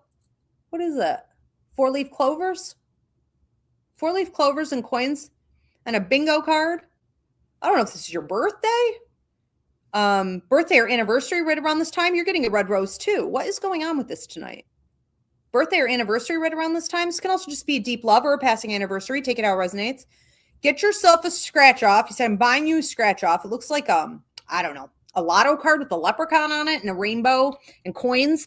And then like maybe you're scratching off the coins and then it looks like a bingo card, but it's a scratch off lottery ticket. He's fun. Okay. I feel like this is a time when maybe you're trying to He said like test your luck or try your luck. Try your luck. You're in a lucky time. You're in a lucky time. Okay, I see. Okay. Anything new you're doing, it's like you've got the Midas touch, okay? It's like you've got the, the sword that was in the stone, and only the person who was supposed to, I don't know, pull the sword out. I don't know the story, but like could, okay? That's you right now. Like you could pull the sword out. You have the Midas touch. Anything you touch turns to gold. You got a horseshoe up your ass. You can take it the same way you want. Okay. But he's all the things. He's like this and this and this, like all these things are going to work out. And I do wonder if you felt stuck for the last 9 months to a year and a half. Something happened a year and 7 months ago that would have sort of triggered what felt like a series of bad reactions, or like you wondered if you were being, you poor thing, like maybe karmically punished in some way. You weren't, of course. Those are just opportunities for growth, right? But they kind of feel like tests, and they feel like blocks and obstacles or circumstances being held up, or like, different situations where you weren't having as much fun and fluidity. But it's like done. Okay. Out with the old, in with the new. He's also showing this as a rainbow. Okay. Got it. He said, okay, the rainbow is the highest prosperity symbol you can get in my readings, but it's also, pot of gold at the end of the rainbow, rainbow after the storm. It's hopes and dreams coming true. So the promise, for example, biblically, right, God made to Noah was like, the rainbow after the storm, and I just went deaf in the left. So your mediumship is also increasing through this whole process over the last year and a half or so. But it's like, I am never going to do that to you again, right? So you will never have to go through a process like the one you just went through. Now, of course you would if you didn't learn anything from it and you didn't improve, okay? But thank you for the hearts on TikTok. But I feel like you have been improving. So you're not going to have to go through any of that again. It's like you should have more confidence, or have the utmost in confidence, your dad says. Standing on solid ground, standing on the foundation you're currently on, because even though you don't know the end result, he does. And he is guaranteeing that this rainbow is like, yes, pot of gold at the end of the rainbow, but like a bridge from an old way of life into a new way of life. And it's very, very exciting. I also see people coming and wanting to like ride your wave or like ride your rainbow to come to you, which is beautiful, because we want that queen on the throne with the sword at her side energy of manifestation, law of attraction. I don't chase, I attract. Anyone who comes to me is lucky to approach me at all. And it just keeps coming and coming and coming. So they are going over the rainbow to get to you. Okay. But this is the old side. You're not even to the new side. So that means that right about now, you're starting to attract people to you who are bringing you like gifts. Okay. So, and your father wants you to notice it more. So like, yeah, maybe saying kind things or giving you things, but it's more like opportunities, wanting to pick your brain, partnerships. There's a lot there. Wanting to spend more time with you, a following. This is great. This is great. He just lit up a cigar. Okay. Celebration. So get your ducks in a row. You got ducks all over this pond. So you got this big duck over here. You got this one. Its wing is all jacked up. It's got feathers sticking out the wrong way. It looks crazy. It looks like it just came out of a dryer or blow dryer. He's like, what's wrong with your ducks? There's this sense here of like, though.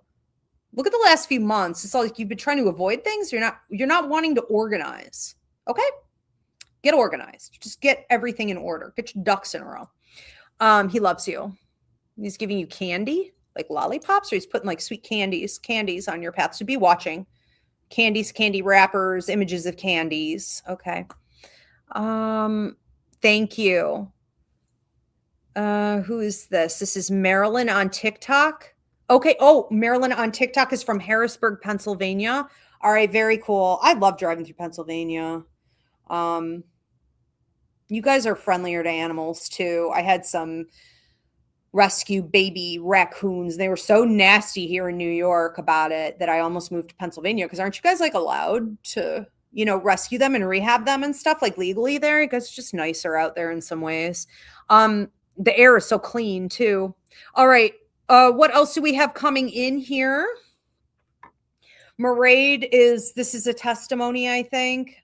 Maraid said, I've noticed that every time I meet someone who I think I can be a potential friend or lover, I start to think obsessively about them. Okay, so this is an actual question. So I've noticed every time I meet someone I think I can be a potential friend or lover. Okay. I start to think obsessively about them. I don't know how to stop or why it happens. What is this? Okay. So I'm just going to say straight out of the gate that I can't prescribe or diagnose, but I do wonder if you have what is commonly connected to, I believe it's ADD, ADHD. It's a fear of rejection.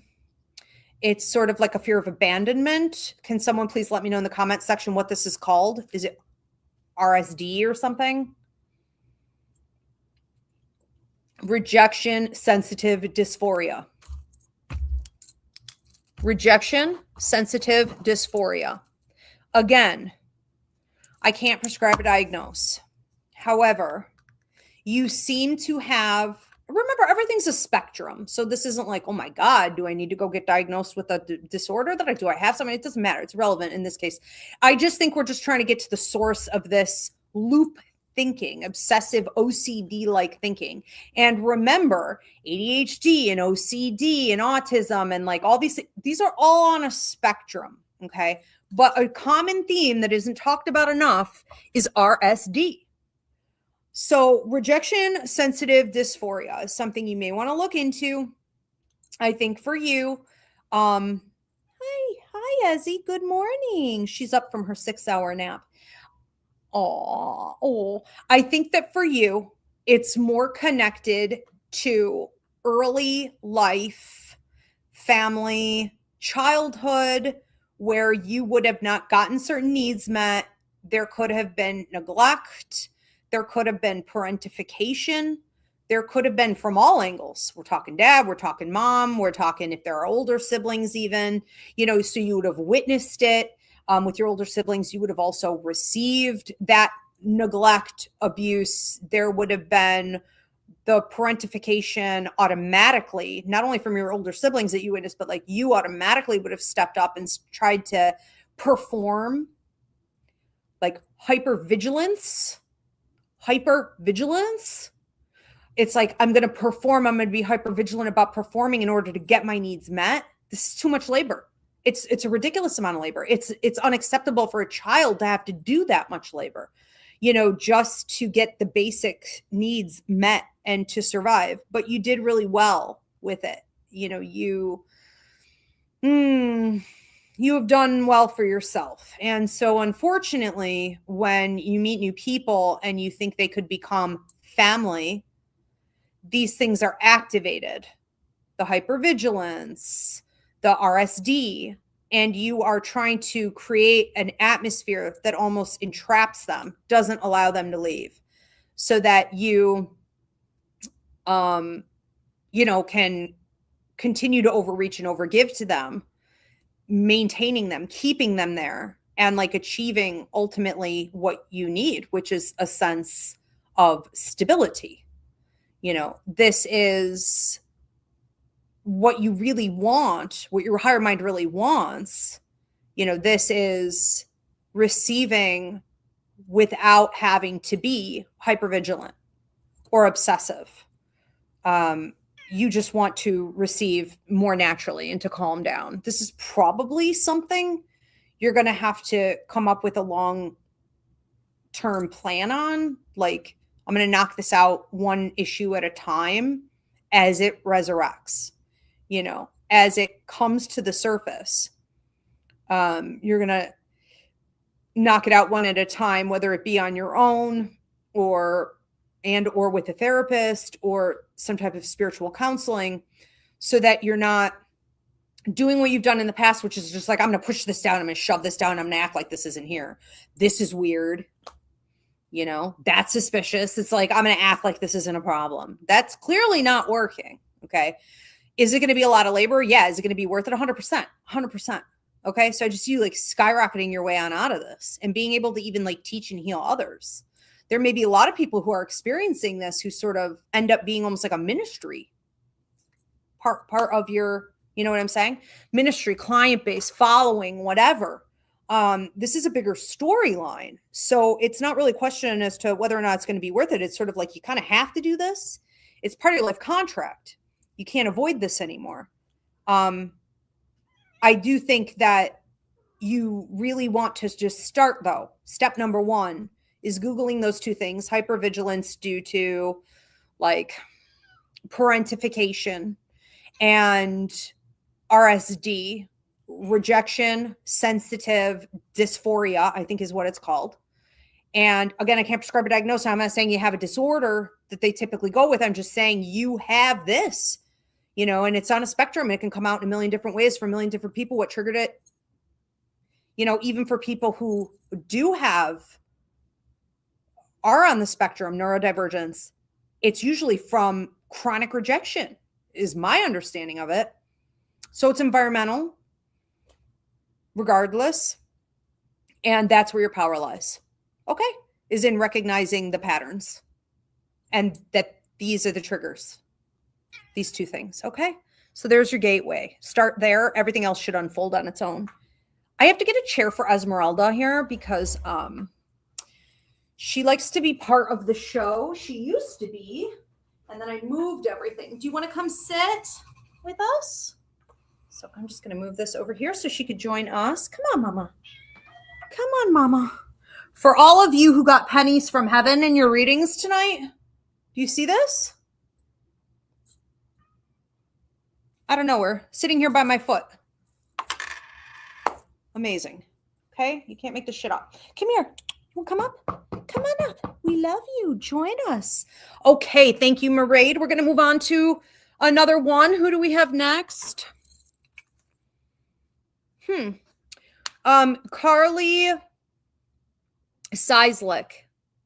Carly Seislick from TikTok says, I wanted to find out about my love life and to potentially see it comes through, what comes through. Okay, so Carly, what comes through about her love life? Carly, love life. You seem to have someone who's really got their eye on you. A little bit of a stalking type energy. It's almost like, I don't want her to see me. Does she know I'm looking at her? And then it's like, I want her to see me. I want her to really hear me. I wonder if this person has low self-esteem because I see a lot of weight. Sometimes that could be my symbol for stuffing my feelings down or feeding my low self-esteem, like carbohydrates and sugar and, junk food, to feel better, to compensate. It's also a shell of protection. When I see weight on someone's body like this, it isn't literal that this person is necessarily overweight. I mean, I think this is more symbolic. They are, because I actually see this person going to the gym quite a lot, but, a lot of people, it's like a shell. It's like, I'm going to protect myself with this outer layer. I think that what's happening here is that this individual wants to be your friend, or is presenting like, well, I just want to be your friend. And that is not entirely true. That is not all that they want. But they are willing to be there for you as a friend. I thought I was choking because of my water, but I'm not. This person has a closed throat chakra as well. So, they are struggling to speak their truth. They often shut themselves down. Like no one else even has to do it. They just shut themselves down. And it can come off sometimes as like passive aggressive when they do finally, communicate what they need or what they want. And I think ultimately this person is looking for you to, caretake. I don't think we can add any more bad stuff to this list. Okay. I'm sorry, but your question was kind of open on relationships. This is something you need to engage with. Now, that does not mean that you overreach. That does not mean that you therapize or mentor or parent over this person. Okay. Just because they need it. Okay. A lot of people need it and they should go pay for it. Okay. If that's the case, or at least make sure they have some way of paying you back if you're going to offer it. And I don't think this person does. Okay. So it's like, all right, you're supposed to engage with this individual, but I think you need to be very careful. And I think it's a lesson for you in how to love, how to have romantic connection, how to enjoy someone's company while understanding that they're limiting you potentially, but are limited in that they aren't accepting the tools that are readily available to them. They would prefer to put the labor off on a woman. That's what it looks like. Okay. You know, are they cute? Are they hot? Is there chemistry? Is this, something you would almost willingly overreach in? Yeah, I think so. Can it be done? No, it's not supposed to be done. It's not supposed to be done that way. Okay. So the universe is closely watching. You may also notice that you're meeting a couple people, like 2 or 3 in a row, where it's like you have a weird resistance to them. You're like, I swear to God, I don't know if it's me, or like, I just can't put my finger on it, but I swear to God, there's something wrong. There's something wrong. Something's off. I don't, maybe you're blaming yourself even, and you're like, maybe I'm too picky, or maybe, there's just no one out there for me. Maybe I need to have my head examined. No. It's your gut. It's your gut telling you that they aren't being entirely sincere about what they want from you. Thank you for the hearts on TikTok. They're not being entirely sincere about whether or not they plan to pay for it. Okay. Because anything beyond a parent to child relationship, which is unconditional love. Okay. That's it. That's all you get for unconditional love. Everything beyond that is transactional. They don't intend to pay you, but they're talking a big game. So you could, I think what's going on with your relationships in a nutshell for a while here is that you're getting a little bit tested. You're getting tested with people who are hot, people who are, maybe even good in bed. They can maintain a conversation. They're showing interest in you. They're playing all the right cards. I mean, they know how to actively listen. They're engaging. They're doing well in career. They've got some money in the bank. I mean, it's all there. And they go to the gym and they have good hygiene. It's like, it's all there, but something is off and you're going to find out what it is. Okay. And I strongly suggest that you do before you commit to anything. So possibly 3 of these in a row. We'll see. Okay. Little testing phase. All right. Let's move on to another question here. CJG, this is a testimony. She says, wow, a rainbow for me. That reading was incredible. And yes, my dad was a funny guy. Yeah, he is. A little all over the place. I love that. Yeah, rainbow's a really big deal. CJG, really big deal. Maraid says, thank you, Ivy. I've never heard of RSD before. I'll check it out. Yes. And I think, so many more people have that. It needs to be discussed more. It's triggered by constant rejection and it affects everything until we're like almost obsessive over preventing it from happening. And you can't.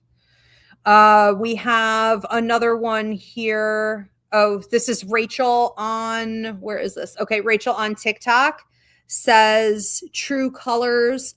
Okay. From TikTok said, your room has a lot of spirits. Yes. This room is not the most active room in the house by far, but it is the room with I would say the most foot traffic.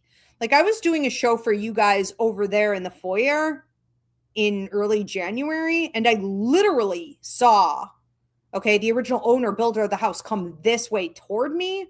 And like I said earlier, him and his wife are always walking through this way. And people who do the ghost hunts and stuff and set up their cameras, because there are a lot of ashes and body parts were done improperly here, improper disposal of the bodies.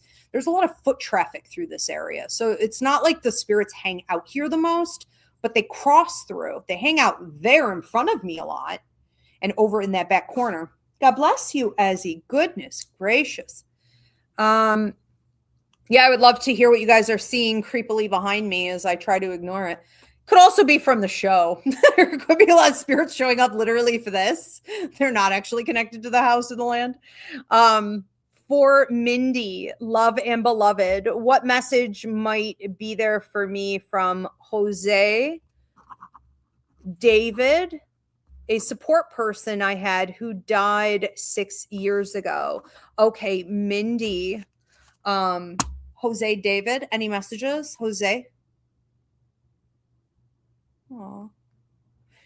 He's so sweet. You know, when he comes in here, he's just like, you know, some people just, it's every human has ego, but some people just, it's like they have no ego. He reminds me of like an earth angel type energy where it's like, I'm in the background, I'm here to support, I'm calm, I'm peaceful, I'm listening.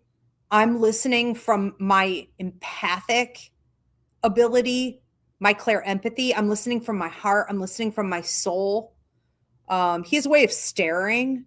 So it's almost like he's reading energy, like he's studying you, like he stares at people. And then decides how to respond or what you need based on that. And it's like 150% accurate. It's crazy. He could have been doing medical intuitive work. You know, when he was here, he just makes me feel like when he comes in here with you, it's very kind of silent and stoic and nearby. Strong support cornerstone type of person. He said that lately you've been feeling like you got knocked down. This is going to be the one that makes me lose my shit. If you've been going through a hard time, I feel so bad for you. It's like you keep getting knocked down. You keep thinking like the universe pushed you, you know, or you've got it coming, or like, why would this happen again? Like, why would this happen again? You know, or I just got hit again. It's almost like the kid on the, you know, playground who would get bullied. It's like you feel like life has been bullying you. You got knocked down so many times in a row. I mean, I see three to five in the last year and a half. This is like one hit after another. This is freaking ridiculous, honestly. You know, he comes in here making sure that he helps you get up every single time. It's like, here it comes again. You know, it's like a wave in the ocean. You know, it pulls you out. You start losing the strength to get back to the beach. It's like, he's been watching ahead, and every single time he's like, here it comes again, here it comes again. He has a way of being prepared and helping you just to stand up. He said he can't pull you up, but he can help you up, guide you up. And he said, my God, what a fighter, because you've been like, you're to the point where it's like, you know, I don't want to say you're numb, but like you don't even feel the hits anymore. You know, you're like a weeble wobble. Okay. It was here in the 80s, the 90s, but it was like weebles wobble, but they won't fall down. Or they have those punching bags. They had like water in the bottom. And like, you know, we would punch them as kids and they would be like different superheroes. I see like Wonder Woman. He's showing you as like Wonder Woman, you know, but it's like, you could punch this thing. That's what you were supposed to do with it. And then it would like just pop back up. Right. But you are mastering. He's so proud of you. He said you're mastering this ability to be the softest heart, the most humanitarian outlook and energy, the most empathic, powerful healer, but absolutely steel on the outside. Like nothing can break you. Nothing can even dent you anymore. No more getting knocked down. Like it's also over. Okay. So you're wrapping up a cycle. But he's been here. Yeah. He's been keeping an eye. And that's kind of what he does. He said he's also not the only one around you. So when he was showing this to me, I saw like 4 or 5 other people around you. We don't have time to get to all that today, but you know, he's the one who just sort of calmly stays still and is there sending energy and watching your physical cues. Again, he watches. And when he sees that you're ready, it's guiding you up. It's like, okay, she's ready now, you know?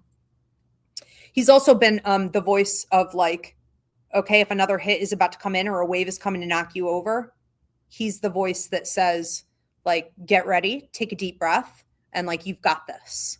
Okay. He loves you very much.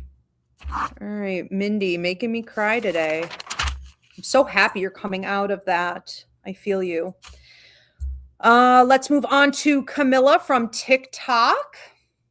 I'm filing for divorce soon. when I move this spring or summer, should I stay in the state, Kansas? All right. So Camilla, should she be staying in Kansas or move away and start over in Alabama or Florida? Okay, which is the better outcome? Okay, well, congratulations, okay, on your divorce. Definitely going in the right direction with that.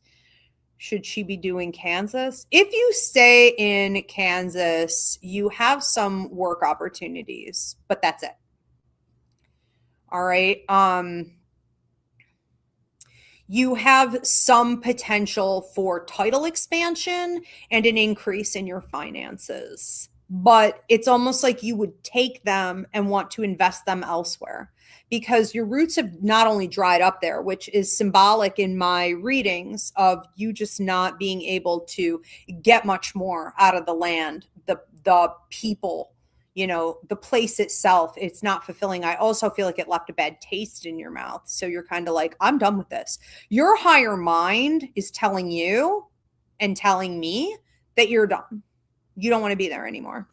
When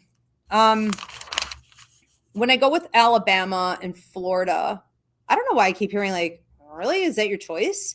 Like, isn't there somewhere else maybe you want to be? Like down there, but I don't know if this is Louisiana. Where is this? Charlotte? No, not Charlotte. St. Charles? Where's St. Charles? I don't even know where that is. Is that a thing? South Carolina? You may have better options other places, but you may also know people there. So if like Alabama, Florida, if you know certain people, I also think you should look at like where else you know people and where else you could take your work and really expand. And also like if you love the land, you love the weather, you love the nature, you love the environment itself. This could also be like the culture, the people. Are there other things that you love? I don't know if you have a child also, but like there's talk of a child or someone younger than you or someone you care take over or keep an eye on.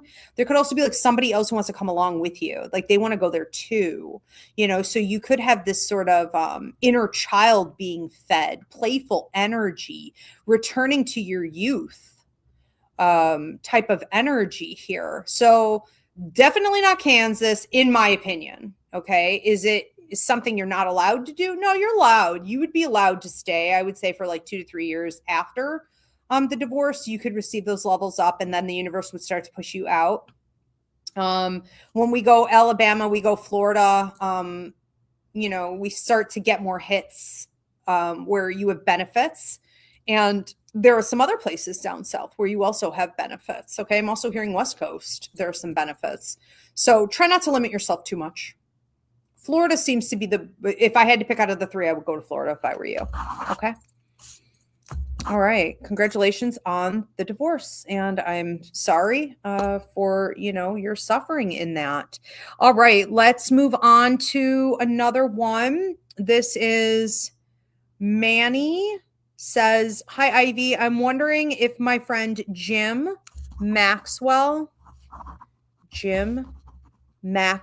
please step forward, who passed a while back, if he misses going to the clubs and driving his sports car from back in the day. It's funny because when you said clubs, you showed like golf. I don't know. Okay, his sports car. Does he miss the clubs? Okay, let me go over here with this. Also, you guys, these are unlimited questions, so you can ask as many as you want tonight. When I go over here with him, he has a way of being like really almost like straight faced or poker faced, or like you don't think he's gonna say anything, and then he says something freaking hilarious, and he's like kind of loud, and then he'll be sort of quiet again, and he's just like with the smirk. He's always got the smirk on his face, like something's about to come out of him. But I think that's just his face. He is enjoying you. He said, will you miss the clubs? Do you miss the clubs? I think he's like, you guys have gotten too old for it. But I do feel like dance. I feel like music. I feel like that type of energy is still something you love. And I feel like he tries to get you to go there, you know, or like is with you when you're doing this. I feel like music in general, he's with you when there's music. You know, he looks really good looking. I don't know if he was a bit of a ladies man or what's going on here, but you know, he seems to he's kind of got it going on. He's also got this almost like fire energy, you know, about him, which could be like just very attractive. Like people are attracted to him like a magnet. I feel like he was fun no matter where he went. I feel like you guys had fun no matter what you were doing. Also, he said he's been talking to you lately. I see this something about your prosperity. You're doing well. You know, he just said you're doing well. You're doing well. And it's like, I don't know how often you stop to really reflect on that, but you've done well in life and you're doing well.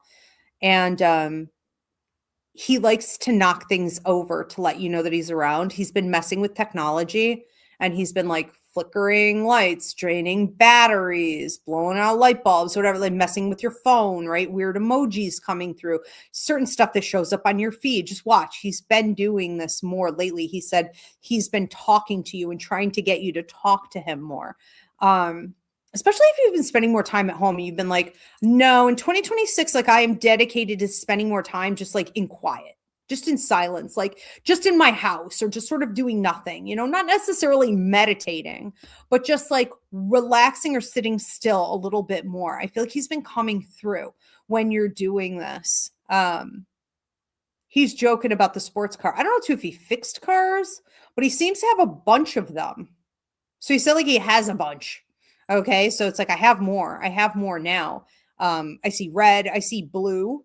Maybe this is something that looks like, was that the Dukes of Hazzard car? Was that like orange? Which is symbolic of like speed and taking risks. I feel like he's always into it. He's also showing them to you all the time. So it's like, he'll catch your eye, you know, it was him, right? With a sports car, even like little models, like he may be putting little model cars, crossing your path. Yeah. He's just, you know, he said, I love you, brother. He loves you. He loves you. A cake, celebration cake. Okay. Right around this time as well. And a white rose for healing. I don't know if you didn't get a proper goodbye with him or if there was like a lack of closure here, but a white rose and he's pulling the thorns off. Okay. Which can mean lack of goodbye or lack of closure and bringing in some healing there. All right. He's also watching over you and it feels like the rest of the family. So it feels like a female. Is this 2 kids or 3 kids? It's like 2 the same, one of different. Like he's watching over. Okay. Keeps an eye on you guys. Okay. A lot of love to you. It's very sweet. Big hug. Big hands. Strong guy. He's a patter. Manny said he did have a bunch of sports cars. Yeah, like some of them though, it's like I can't tell if they needed to be fixed up or like what he was doing with it. I think even if he could have bought them, here's a good way to say it. Here's what he was showing me. Even if I could have bought them straight up, like most recent model, had the money to do it, I still would have wanted to tinker with them. You know, so there's almost some level of satisfaction in maybe getting them and fixing them up or something. I wasn't always sure if he was really good at it though. I don't know. Anyways, hobbies are important. Lot of love there. You guys are really cute. Okay. And Manny said, yes, there was a lack of closure. That's right. Thank you. Good. So that's whenever I give you guys like the white rose and we're pulling thorns off, if I've ever said that to you in the past, that's what that means. There either wasn't a proper goodbye, there's a lack of closure, there's some sense of like, you know, passing irregularly, you know, needing more closure in that. And when they give you the white rose, they're bringing it with this message today, and the rest of the closure is coming. It's powerful. And do we have any other questions? Love and Beloved is giving a testimony here. They say, thank you, Ivy, from my heart. Okay, this is Mindy. Are you the one who made me cry? Thank you, Ivy, from my heart so much. I recognized, this is from, Jose's presence with me last week. Interesting. The day after another oral surgery. His calm encouragement. Thank you for communicating this. What a gift. Yeah, he's really the best. Just amazing to have around. And so are you. That's what you do for people. It's funny because it's like Mindy, if you ever wonder if you're loved or appreciated, because a lot of people don't tell healers how appreciated, you know what I mean? They are, but like you are to everyone what he is to you energetically, for sure. Okay, do we have another one coming in? Latori222 from TikTok says, I had a visitor Friday. Was it my mom or brother? What were they trying to tell me? Okay, Latori, that was your mom. Yeah. Okay. So when I go over here with your mother, she's telling you to kind of calm down. If you have been stressing, overthinking, cyclical patterns of negative thought, worry on repeat, I am trying to achieve something. I'm trying to get to a better place. You know, I want more harmony. I want things to be different. It's almost like you're not entirely getting there and you're not necessarily seeing how to get there. But there could be a sense of worry, anxiety. I have to keep working from defeatism. It's important. She just wants you to remember that it's important to do the best that you can in situations, hold yourself accountable where you can make improvements, or you should be cutting people, or you've got drains. You know, you need to hold yourself accountable for that. And then you need to say to yourself, I have done my best, and I need to celebrate that. I need to pat myself on the back for that. And then you need to rest. She said, rest assured, the rest is coming. Okay. So she is coming in to create some changes, remove some circumstances, obstacles that have been in the way. Some of it is just universal timing. So you're approaching a time that is right. But I also feel that you could be looking more seriously, should be looking more seriously at relationships that are draining or situations where you've been overgiving, and make sure you stop that. It's almost like stop the bleeding, because just because you can do it doesn't mean you should do it. And you may be afraid in some circumstances here, like one personal life, personal intimate relationship, one that feels more work related. You may be like, well, I don't want to rock the boat. You know, this is what I've always given. This is how I've always done it. I've always sort of like overreached in this area. Well, you know, and it's like, what if I change now? Oh, well, you know, and she's just like very like, let the chips fall where they may, because you can't keep that up. This is a time for you to put more of your attention and focus back onto you. This will be going on for 4 months, but this has been going on for maybe 2 weeks, ballpark. I'm seeing a month, but like, I don't see how she's saying a month. It's like, okay, take it out, resonates. Okay. Anyways, there's this, how do I want to say this?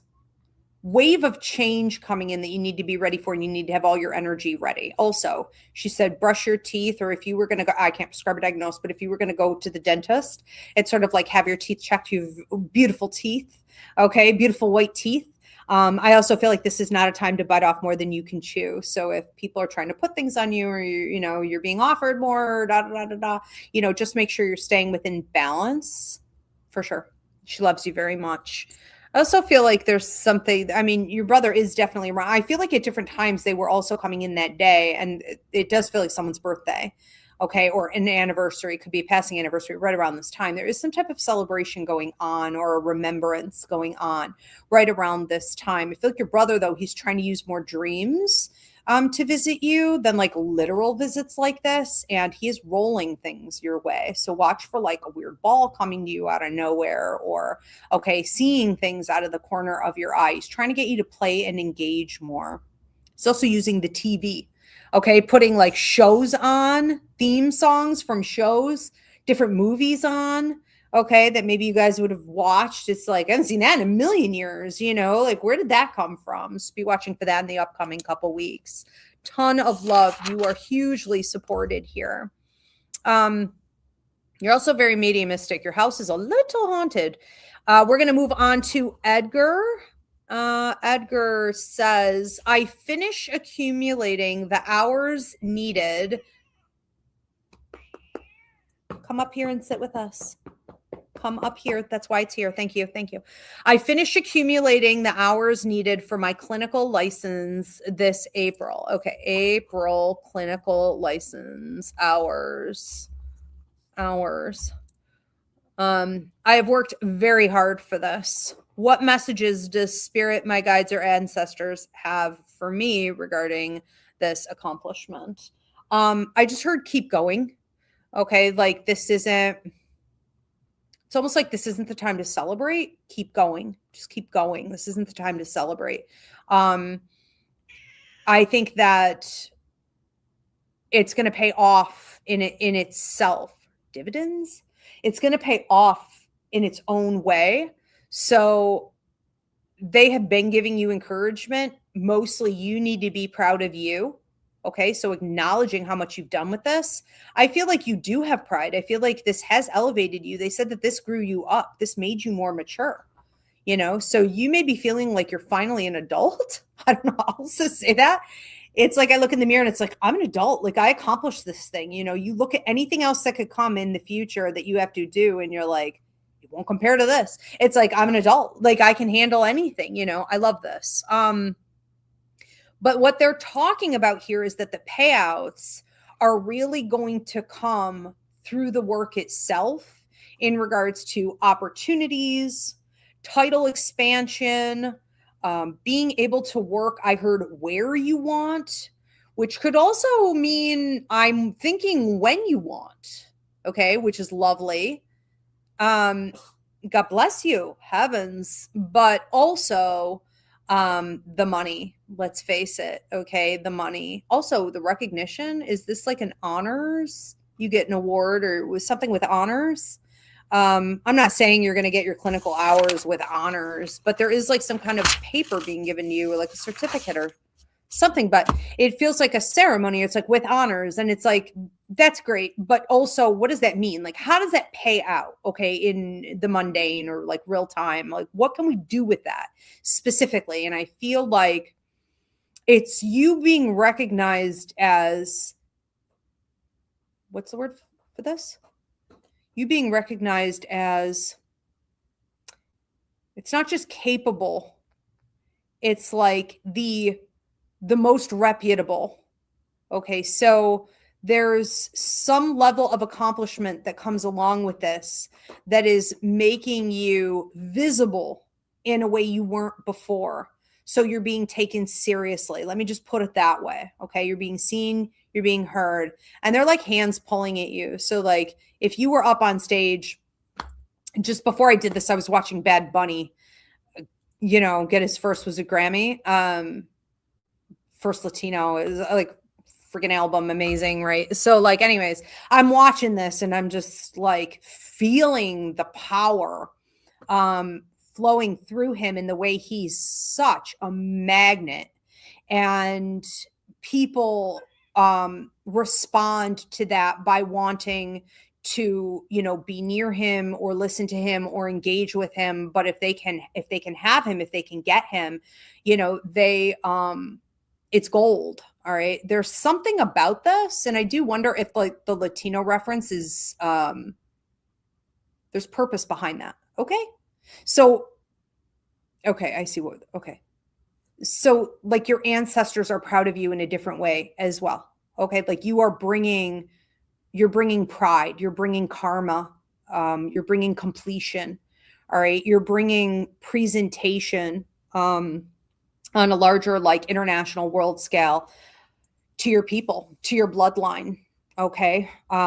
This is a huge honor for them as well. They're very, very proud of you. So you're representing us, you know? Yeah, this is a big deal for sure. I don't think you know how big a deal this is going to be. I think you feel it. You're feeling something. You certainly worked hard enough. So you're like hoping it will be, but I don't think you have any clue how big a deal this is actually going to be. Everything's going to really come to you. All right. Beautiful. Enjoy.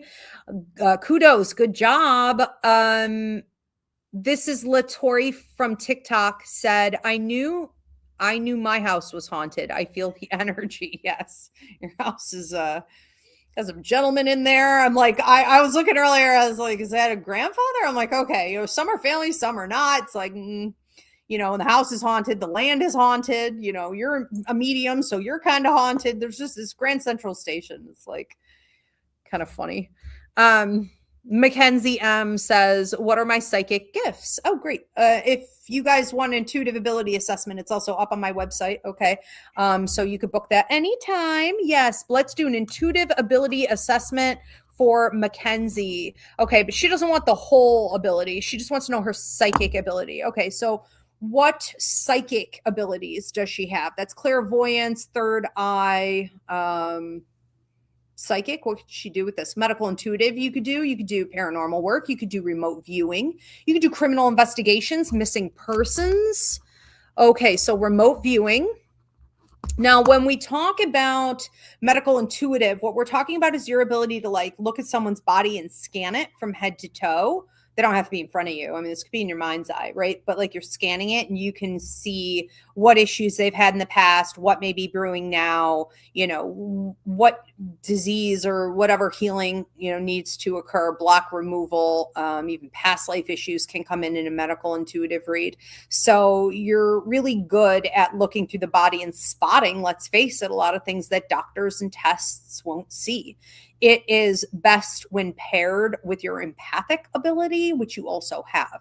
Now, when we talk about remote viewing, the ability to see things in your mind's eye, like if I do a reading and I say, a spirit comes through and they say, mention where she has my ashes, mention where she has my photographs, mention where she has my collectibles that I handed down to her, or whatever, I will just automatically go in my mind's eye to that person's house and I'll be like, it's in this room over here to the left, down here, up here, over here. I could see it, right?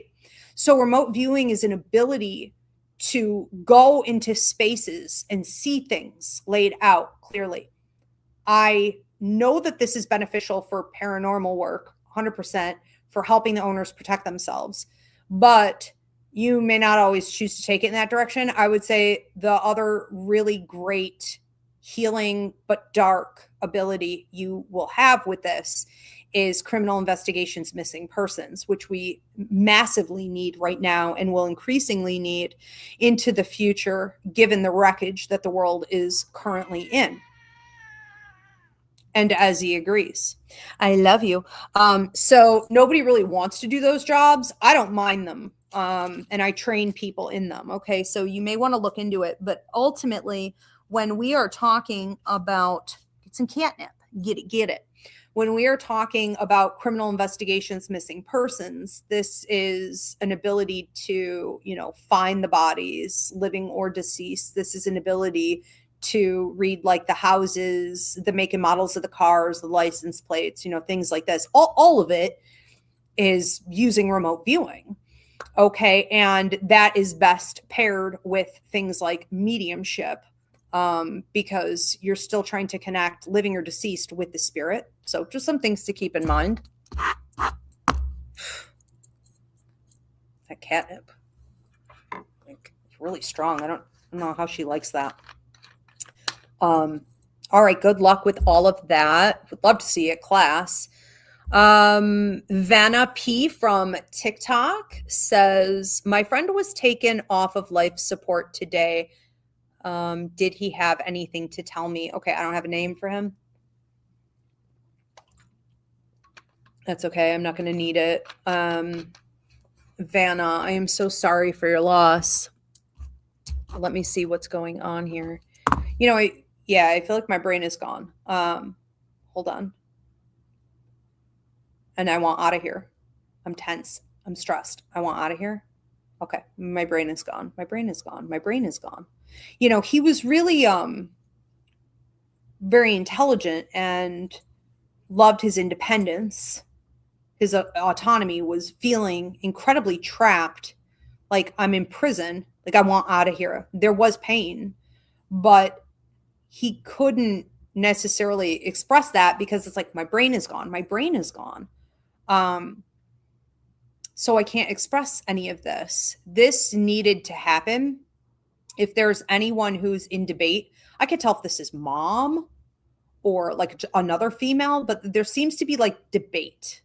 You know, is this the right thing to do? There could have been some significant hesitancy here. This could have dragged out. But it's like, this needs to happen. He keeps saying 3. Could it be 3 months? I mean, I felt like it was shorter than that, a shorter period than that, but he's saying 3.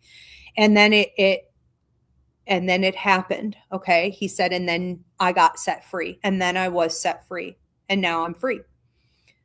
He's showing me angel wings, which doesn't mean he became an angel. That doesn't happen, but there were angels there literally in the room. And I don't know if this was you or someone else. There seems to be a female taking pictures, and there seems to be a male taking video. But there are literal streaks of light, orbs, and wings. Okay. Also, what looked almost like a halo over his head.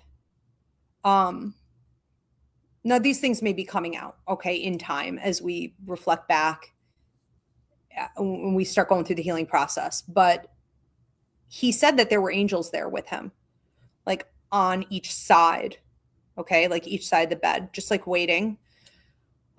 His loved ones were there. Some animals were there, a brown dog, like a red dog. And he just wants you to know that he knew. Okay. It's like, I knew you were there. I knew when you were talking to me, you weren't always right there, but you were like talking telepathically with him.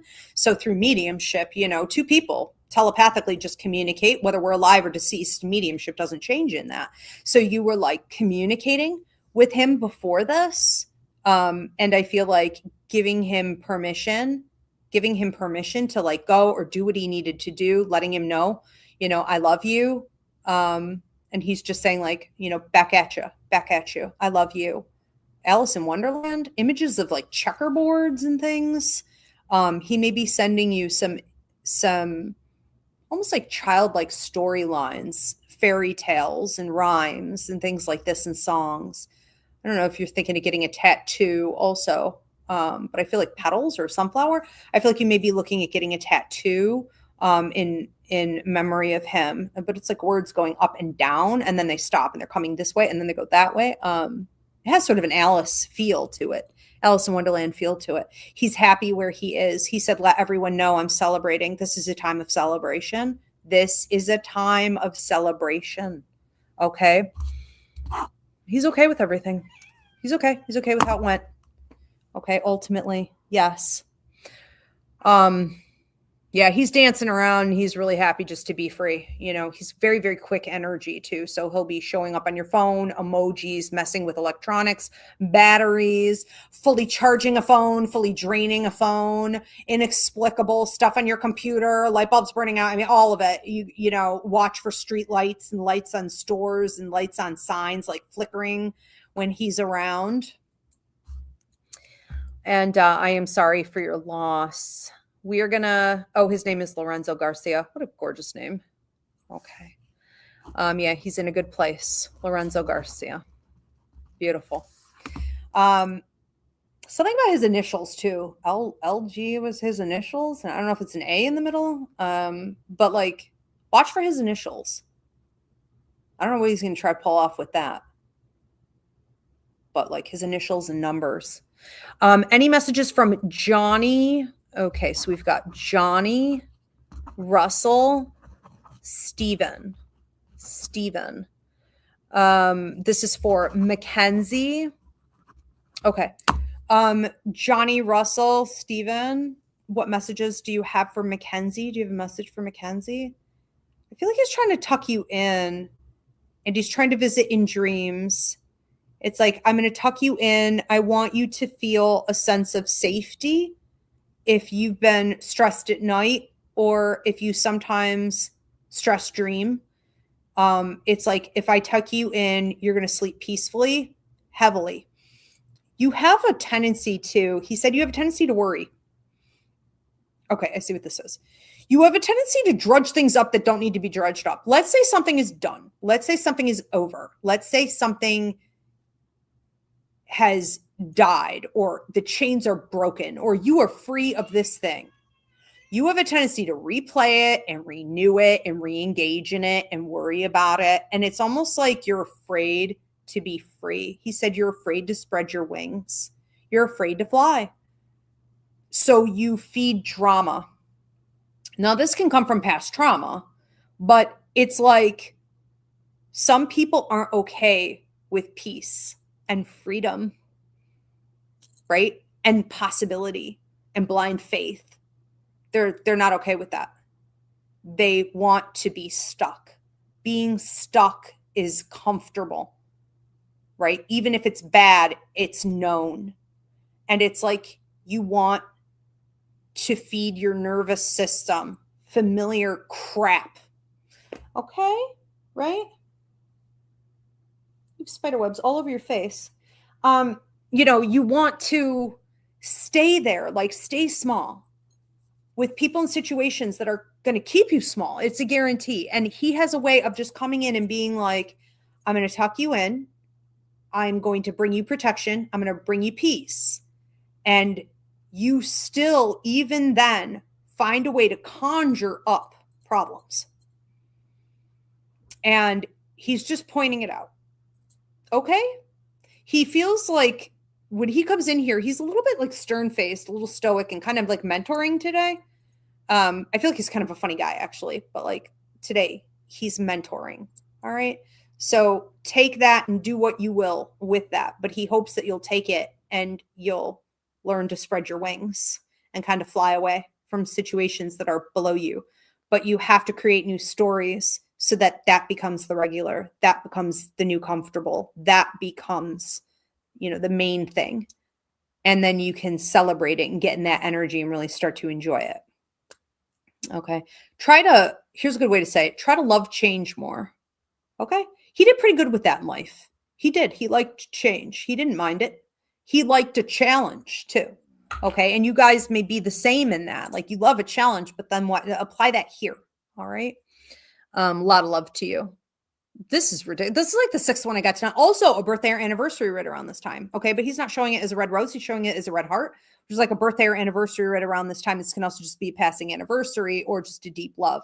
I also wonder if something nice is coming to you on Valentine's Day. Okay. But I'd be watching from him, like sending you love, right? Just all different kinds of love. Like there are going to be some loving gestures coming to you on Valentine's Day. And thank you for that question. You guys have incredible loved ones on the other side. What really beautiful, supportive people are coming through here tonight. You guys are really lucky. Latori22 from TikTok said, this is my second question. Will I meet my soulmate? Okay, Latori22, will I meet my soulmate? So we have 5 to 6 soulmates typically over the course of our life. And looks like you haven't met too many here. So yeah, we have some coming up. I think the next soulmate that you have coming in, there's talk of 1.5 years and then there's talk of 3 years. So what could happen is that you're crossing paths at about 1.5 years. And then this is sort of peaking or coming together again or becoming more cohesive or, coherent, or it's making sense at about 3 years. So that's not uncommon, actually. And this person, I'm seeing light eyes, I'm seeing brown hair, kind of muscular or like lifting, like I'm lifting, lifting biceps, triceps. Is it back day? Is it leg day? It's like, okay, this person is definitely working on their physique. They're working on themselves physically. But I'm also hearing that they take really sort of meticulous care of their teeth. They may have had a dental scare, like an abscess tooth or something. And it's like, okay, now I'm like very meticulous with my teeth. They are also going through a little bit of a healing period where it's like, I need to do the same thing with my mind, and I want to break chains and I want to break generational curses. They may not have had the best family history, or there could have been like generational curses, which again, I don't believe in, but I do believe in programming for sure, that they feel is unhealthy. This may be more out of the box thinker, a revolutionary type thinker, humanitarian, empathetic, and doesn't agree. Like, this person thinks everyone should have the freedom to do what they want, wear what they want, sleep with who they want, do what they want with their body parts. You know what I mean? Transition as they want. Like, that's no one's freaking business, is what I'm hearing. That's no one's business but that own individual's business.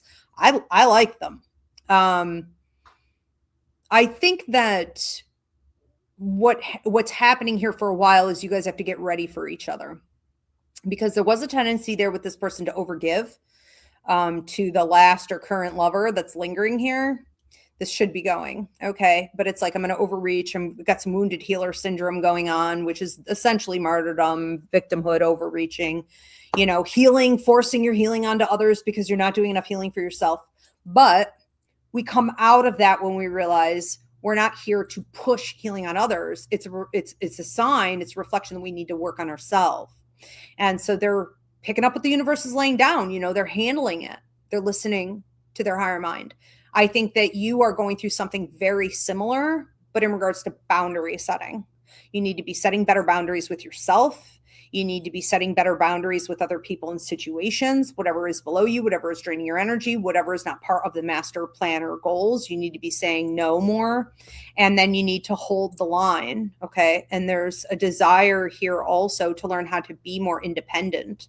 Like, I am satisfied. Once I am purely satisfied being on my own, you know, then I am truly in a place of self-love, and then I'm ready for someone else.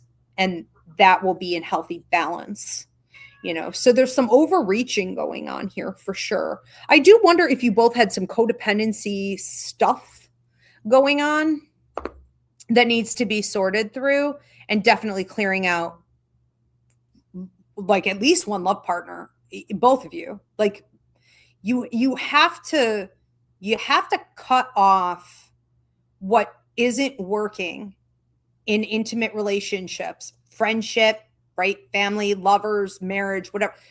If you don't cut off what isn't working, you're not making room for the new to come in, period, point blank. It's the law. And so this thing is tied up. So could it stretch out for 3 years? I mean, I guess the initial meeting could stretch out for 3 years. I would hate to see that happen. It's really, really unnecessary. Okay, but we'll see. So that's the next one coming in. Come on up here. Thank you. Thank you, ma'am. All right, thank you. We're going to move on to another one. If we have any more coming in, or are we at last call? How many more do we have? Mackenzie says, okay, this is just testimony feedback. Mackenzie says, I really needed that for finding closure with my past attachment. Thank you. You're very welcome. Spy D says, I've recently been compelled to see if my maternal grandmother has a message. She passed before I was born. Okay, so let's see. Spy D says maternal grandma. Okay, grandma, mom's side, grandma, message for Spy D. Put your money away. Put your money where your mouth is. Put your coins away. Put your money away. You know, she had a way of like jarring things. So someone taught her how to do this, including pears. I smell spiced pears. And for those of you who don't know, hopefully we're not boycotting, right, Polar Water. I haven't seen anything bad on them yet. We'll see. Polar Water makes a spiced pear. Okay, she's like pointing this out to me, like, I've had it. It's amazing. It's seasonal. Get it? But she's talking about like spiced pears. Not necessarily something you would have to have with like pie or over crumb cake or, you know, with a scoop of ice cream, but you could sometimes with whipped cream, or you just right out of the jar. It's like another lady taught her how to do this. Pickles or cucumbers. Okay. So it's like, okay, these were also grown. So these were grown in the garden. I feel like she is coming through with Claire Augustine for you. So Claire Augustine is the ability to smell phantom scents, odors, taste phantom flavors. No one else will be able to. You don't know where the heck it's coming from, but this is a big thing for her. And she does it a lot with food. she is also encouraging you, if you've been looking more at like what you consume, how to best take care of your health. A lot of it is about food or changing the way that you eat. And she's bringing everything back to the basics. Okay. So it's like instead of some mass produced dessert, that's full of preservatives and toxic sugars that are going to crash your system and stuff. It's like, what about just some pears with like cinnamon and nutmeg and some spices? I think that she's trying to remind you that your body is a haven, okay, and you need to treat it well. This is also about sleep. This is about rest. This is about mental health and downtime. And something about drinking. So it's like, there's nothing wrong with like having a drink from time to time. If it's going to like relax you and just kind of, okay, chill everything out, but everything within balance. Avoid escapism and avoidance. Avoid avoidance. Okay. Of any kind. And she said that you are a lot like her also in storytelling and leading. So anytime you're telling a story and people are laughing at you, they find you charming or whatever, you're having a good time just listening to your own self, or you're put in a position at work or in a social situation where you're explaining things to people and it's hitting, it's landing. She wants you to take more pride in that, knowing that you get it from her. The two of you are like two peas in a pod with this, and that there's more you're supposed to be doing with it. Okay. I don't know too, if you're on the go, on the rise, hitting the road. It's like, I'm done with this. I'm out with the old and in with the new. It's like I'm packing my bags and I'm leaving this place. I'm leaving this thing, this situation. It feels like you're transitioning a lot, and just know she's with you on that journey also, making sure that you do things in the right way, you go to the right place, but you're also doing it within divine timing, because there's a right time to make those moves. And she's proud of you. Okay. You've also gotten yourself out of a cycle that was a little like self-deprecation, or like I'm a victim, or like I'm a martyr, or like things don't work, or like the system's broken, or like things are, it's just sort of down and out thinking. I feel like you're coming out of that. You're like, okay, I'm bouncing back. It's almost like you got your mojo back. If you felt like you didn't have your mojo for the last 3 years, this could be astrological for you too. But pretty exciting. It's like shine in your eyes, the shine in your eyes. She's talking about how cute you are, how beautiful you are, how handsome you are, like your eyes, your jawline here, the upper lip, the nose. Okay, you may look like her, quite literally. She's kind of complimenting herself. Yes, mama. Oh, okay. Thank you for that question. She loves you very much. Expect to hear more from her. Walking through the house, footsteps in the house. Interesting. All right. Do we have any more coming in? All right. Edgar, is just some feedback, a testimony. Edgar says, looking forward to your psychic mediumship course starting tomorrow. Okay, no, this is a question. What messages do my ancestors have for me regarding this new experience of taking your course? I plan to use what I learned to help my clients. Is there more to that? Okay. Oh, in therapy. Okay. And communicate with my deceased loved ones. Okay. So Edgar wants to know what Spirit has to say about the psychic mediumship course that starts. Is it tomorrow? Yes. Okay. So we start tomorrow. What do you guys have to say to him about it and using it in therapy? Well, you're definitely going to be using it in therapy, but they're saying you already are. I don't think you know that you don't know that you are. Okay. So it becomes so much more powerful when you know what you're doing accidentally, inadvertently, right? Involuntarily. It's like, now I'm deliberate and I'm recognizing not only when you do it, how you do it, but how it's affecting your clients. There's some weird gitchy stuff happening too. It's like, expect the paranormal increase, like an outburst at work of paranormal activity, synchronicity, telepathy. This is nuts. I mean, this is nuts. This is fun. Okay. So I'd like to be a fly on the wall in there. You could make like what's that show? The Office. I've never actually watched it, but it seems kind of funny. There's going to be this ongoing storyline, according to Spirit here, once you get into the class and the curriculum, where I don't know if you're deliberately using this stuff on your coworkers or what's happening, but they seem to be communicating with you telepathically, and there's a lot of synchronicity going on. So it's like, I thought this, you heard it, you said it, I thought it, it came out of your mouth, you know, vice versa. You're doing this a lot. So like you're saying things and they're thinking this thing. It's like the new algorithm. This is a lot of playful, silly energy. It's also mediumship increasing. So like you're with the loved ones of your coworkers, you know, your clients, or whatever, your patients, the family. I mean, there's going to be an increase in all of that. Are you always going to deliver those messages? Probably not, for professional purposes, right? We need to stay in our lane, and you'll learn that. I do and do not day. Okay. We'll focus 2 hours on this topic, but it's going to be a beautiful thing. And at the very least, when you can't deliver a message because you're not Long Island medium and you are in a clinical setting, it is what it is. When you can't deliver a message from a deceased loved one, you can channel the healing.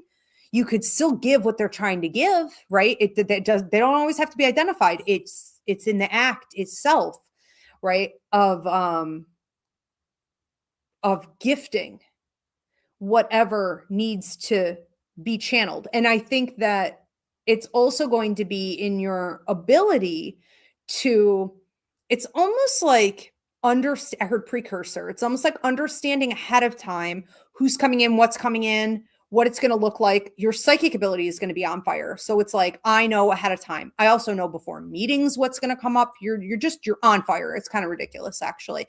And that can be very profitable. Okay. So a lot of people underestimate how much power is in the psychic ability to know what's going to happen and what people are going to do and say and where the opportunities lie before they even surface. Everyone else is so far behind. You know, by the time it shows up, you're ready. You already took it. You know, you're prepared for it. So there's going to be a lot of stuff. It's just the tip of the iceberg. But yeah, they're celebrating this with you and they find it hilarious. There's a lot of laughing going on here. So like this course may also bring you into joy. Like if you've struggled with joy, just purity and joy, like this makes you happy. It makes a million funny, other interesting, right, things happen. I always say the psychic mediumship course, like mediumship is the perfect metaphor for life, and it connects you to the universe. You know, your eyes open, your heart opens, your soul opens, and it's like on fire. You can't unsee it. It's a good time. All right. Well, I'm looking forward to seeing you. Yeah, tomorrow. All right. Spidey says, okay, interesting. So this is a testimony. Spidey says, I went to the doctor once because I kept smelling something, but nothing was around. Also planning to leave LA to Europe. Okay, beautiful. So yes, smelling things. And sometimes that can, you know, they can connect it with different like episodes and stuff. But and you have to be careful with that, because when you have Claire Augustine, it happens and it's not connected, you know, to any type of right neuromalfunction or psychosis, or it's not. It's just an ability, an extra ability we have. I can't prescribe or diagnose. Yeah, the move from LA to Europe makes sense. You are out with the old, in with the new. That is massive. Big moves. All right, have fun. Congratulations. Camilla from TikTok is next. Okay. So Camilla on TikTok says, my spouse is abusive and I'm wanting to exit soon. Any advice? And will I be okay financially with my rent? Okay, with child support and possible spousal support, everything is so expensive. Yeah, and you may want to book a money, finance, and investment reading, okay, up on my website. If I can't get it all in here today, but let's see what we can do. So rent, how will she do with rent? Well, everything gets better for you once you get away. So the more you cut this person off, the higher your vibration, the more in alignment you are with wealth, with your ability to manifest, law of attraction, fluidity, the law of motion. What is in motion stays in motion. Right now, you're in a stagnant episode. it's a block. Okay. So looking at the worst case scenario is sort of like, I'm starting from the bottom up and this is where I'm at. Okay. So we want to get out of that by moving away from the problem. So you're doing the right thing. Okay. I have ink all over my hands. I don't know what I'm doing over here. I'm like crazy today. So what the heck was that? Mama heard it. I heard it. You know, I'm going to suggest a cleansing. When something like that happens and we're talking about someone who is evil, you've been dealing with this person and my ear is just freaking, this is the warning ear. Okay. Also, we're talking about left ear. The grandmothers used to say is mediumship. The right ear is spite. This person is spiteful and evil and all the things. And we're not even going to waste time talking about this. Okay. But the thing is, paranormal problems stem from that level of negativity. And so you're going to want to do a lot of cleansings on yourself, on the house, on the kids, on the car, on the property. Like you're going to want to do a lot of cleansing from this toxic energy because it has gone to the point and it's been stagnant for so long that this level of paranormal activity is now attracting other paranormal problems. And that could be an attack for you, you know, for the kids, especially at night, nightmares, things like this. But it is going to try to destroy your ability to get out because you're a food source. And it's going to hit your money. So we need to be realistic about that. So do a cleansing, do some protective. I just did a church service 2 weeks ago, I think it was, on rituals. So go into my YouTube channel at AskIvy the Medium and put in the search bar, look just a couple of videos ago. It was on protective rituals for the evils of today. Okay. Use those things, all of them. Then I think that you are getting to a place where I'm hearing reasonable. You will be it's reasonable that you will be able to pay your rent. It is reasonable. It's not excessive. It's not luxury. It's not a ton of comfort necessarily, but it's reasonable. It's being reasonably done. Child support, spousal support. Yes, I think the support will be there. I do think that you are going to have to speak up and not be wishy-washy on the abuse. This person may also reveal themselves like in court through like not showing up, you know, pretending they didn't get the paperwork, hiding, acting like I wasn't served, wasting time. Judges aren't stupid. Okay. So judges know when you're dealing with someone who is deliberately trying to abuse you by manipulating the system. And if they do that for a while, you're even in a position where I think they get 6 months or something, and then everything just rolls in your favor and they're shit out of luck. So let them play. Okay. But you're going to have to kind of prove you're going to want to push that in order to, you know, really make sure that child support and spousal support hits right, that they are abusive. So let them be a fool. Let them act a fool publicly. I think this is going to work out well for you. You know, don't worry, be strategic, do what you can, and let the universe do the rest. 50% of this is you doing the best that you can, not feeding the problem by talking to him, engaging with him. Everything needs to be through lawyers, and there should be not a lot of time wasted on like compromising because he won't compromise. And then 50% of the change will come from the universe. You do your 50%, the universe will come in and do its 50%. Trust that. Know that. All right. Glad you're getting free, Camilla. We are going to move on to another one. If we have any more coming in here, Edgar, this is just feedback, I think, from Edgar. Says, thanks, Ivy, for all the messages. I look forward to the course and using what I learned to communicate with my deceased loved ones and all of my clients throughout my lifetime. It is so exciting, Edgar. It really is. Thank you. And do we have any other ones coming in? Crystal from, okay, PayPal.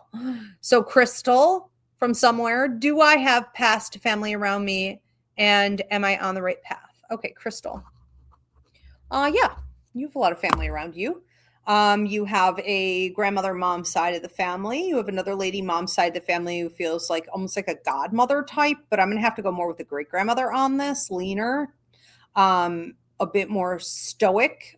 She's a very wise woman, very sophisticated, a bit reserved, critical, not super warm and fuzzy. This is the prime example of a woman who had children because she kind of had to, during the times. Marriage was still is, in my opinion. It's a slave system. You know what I mean?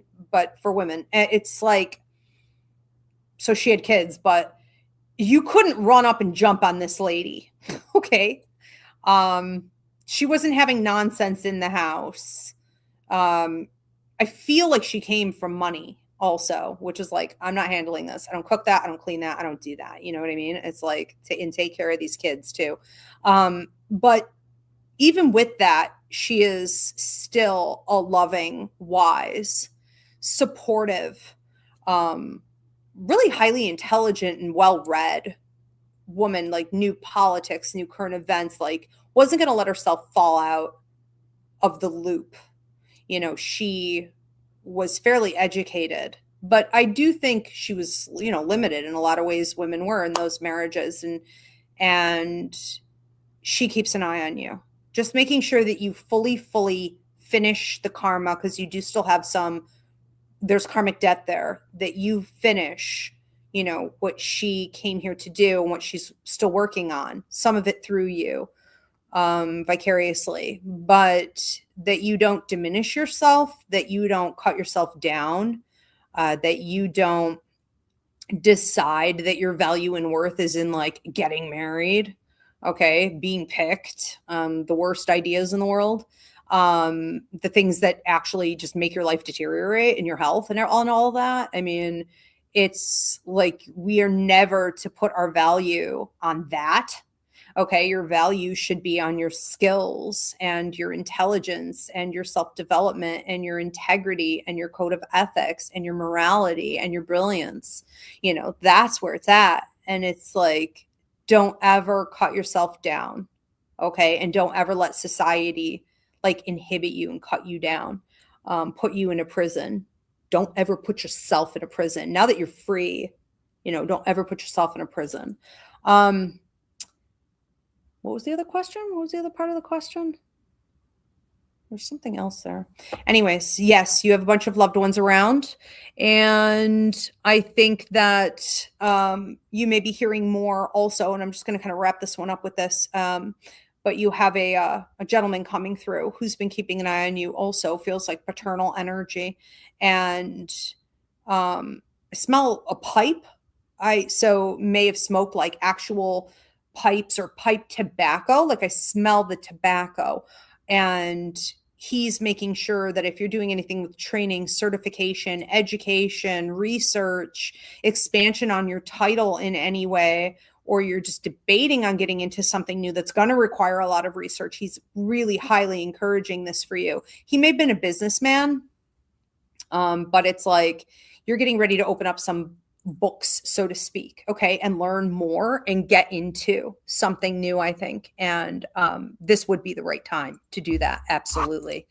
Very bringing in a lot of abundance, very abundant possibilities. We are going to do last call. So if anyone dropped the $10 donation, make sure you get your question in now. And if you haven't done so, but you want to do so at this time, this is the last call. Now you can also get a reading with me anytime. There are a million different options up on my website, Ivy Rivera Psychic Medium.com. I do work internationally, and there are a lot of hours of availability. If you are like in India, or, you're looking at the schedule and you're like, this isn't, really working, it's slim, you can just get a video reading as well. So keep that in mind. And also, I just wanted to give you guys a reminder real quick that we have the Unbound Sage, where I deliver whatever is the most important message for you to hear on Wednesday. And then I think it's 2 days after that, the yes or no question show is back. You guys voted it in for the 2026 show lineup. Ask Ivy the medium, what should I look toward in the near future? From 6-6 music. 6-6 music. What should I look for in the near future? What should I look toward? I see you disassembling things, and their spirit's using the symbol of a vehicle. So it's almost like lift the hood. I'm going into the engine. I'm taking things apart. I'm disassembling. I'm looking at it. I'm cleaning it. I'm changing the fluids out. I'm topping everything off. I'm polishing this up. I'm hooking it up. I don't know what you're doing in there. And then it's like I close the hood, and I'm good. And I hear like the engine revving and I'm off and I'm gone and I never look back. This is symbolic of you going through a period of time right now and for the foreseeable future here, in a free will zone. So this is up to you. You could do it, you could not do it, but I would highly recommend that you do. You are checking things out one last time. You are making sure that you have your ducks in a row. You're dotting the I's, crossing the T's, you're doing repairs, you're working with what's already here. You are making sure that everything in your life currently is polished, right? Is efficient. And you're getting ready to start something new. But you need all of this to be cared for first. The idea here of you closing the hood, revving up the engine, you seem incredibly confident with this. I have to make note of that. Okay. You seem almost to a point of arrogance, like super confident. If you've ever gone through a period in your life, and I feel like this is the collective message I'm getting here tonight. If you've ever gone through a period in your life where you're like, I'm so freaking confident, it's ridiculous. Okay.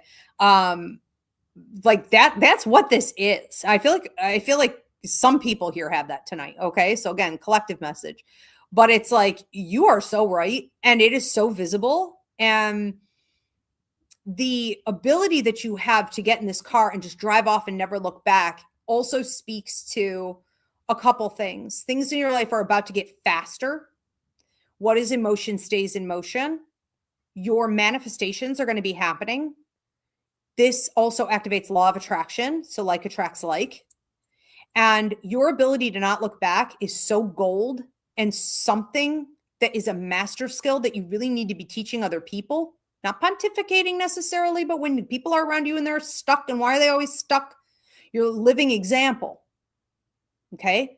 But people need to freaking learn how to let go of stuff from the past by focusing forward. And you're just like amazing at this. This just looks incredible.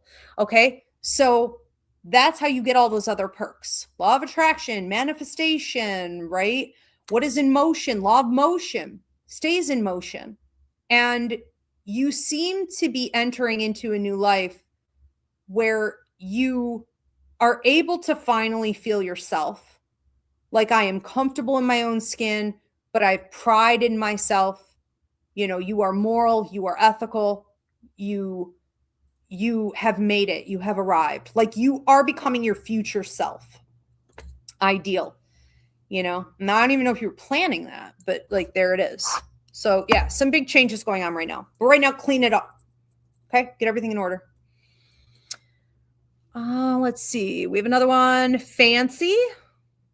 Okay. This is Fancy from TikTok. Is there a message from my ancestors or maybe even my higher self or from my own past life? Okay, well, sure. I mean, we can get messages on all those things, but your higher self, you should be tapped in with that for sure. Let's see. Fancy, message from my ancestors. Okay, who has a message? Where does the message want to come from?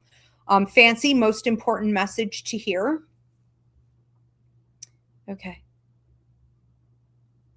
I feel like you're in a place where your speech has been limited. And this is coming mostly from your spirit guides. Your speech has been limited. Your throat chakra has been closed, shut down.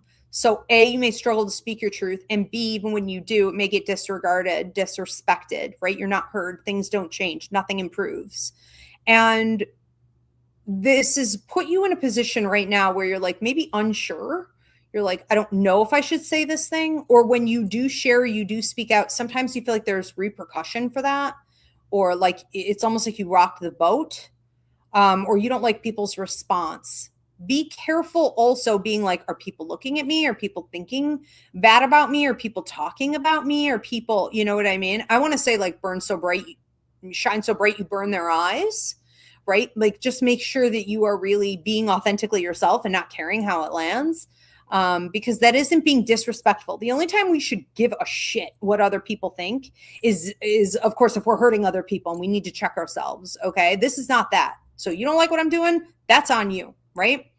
So you're entering into this period of time from this place of growth where you are being encouraged to celebrate yourself more, to recognize that when you speak and when you take action, you are doing it from a place of purity and you have nothing to hide. You have a grandmother who comes through here who like rolls down. This goes way back. These were stockings that they wore. I'm thinking of Annie, you know, the show Annie, when Miss Hannigan wore those stockings and they had like clips at the top. I don't even know what the hell these things are called. They're stockings. I don't know. You have a grandmother who comes through here, was a little plump, and she rolls these stockings down. So maybe going back a generation or two here, you know, where she rolls them down and she washes them out. It's like I'm washing them out in the sink. And then it's like I'm hanging them up like outside for everyone to see. And she doesn't care. And she's walking around without her stockings on. She's walking around almost like a moo-moo kind of house coat. And I got rollers in my hair or hairpins in my hair. I twisted my hair and I got hairpins in it. And I don't care. She's got a babushka, or what do they call these things? Like a do-rag, you know, but it's like silk. It's silk. Actually, it's pretty. It has like purple flowers on it. But like, you know, I think this woman didn't give an ish what anyone thought. I'm going to eat the cake. I'm going to speak my truth. She was fairly loud. She was very intelligent. She knew how intelligent she was. She knew who was wrong around her. She didn't mind calling people out. And she wasn't insecure about her body either, you know? And she's just funny. I don't know. It's like she has no shame. I think you need to tap more into grandma here. Okay. And you'll be hearing more from her as you go forward on this journey. It's like you're busting out. I mean, that's a good way to say it. Definitely. Do we have any other ones coming in here? Thank you. Is this my last one?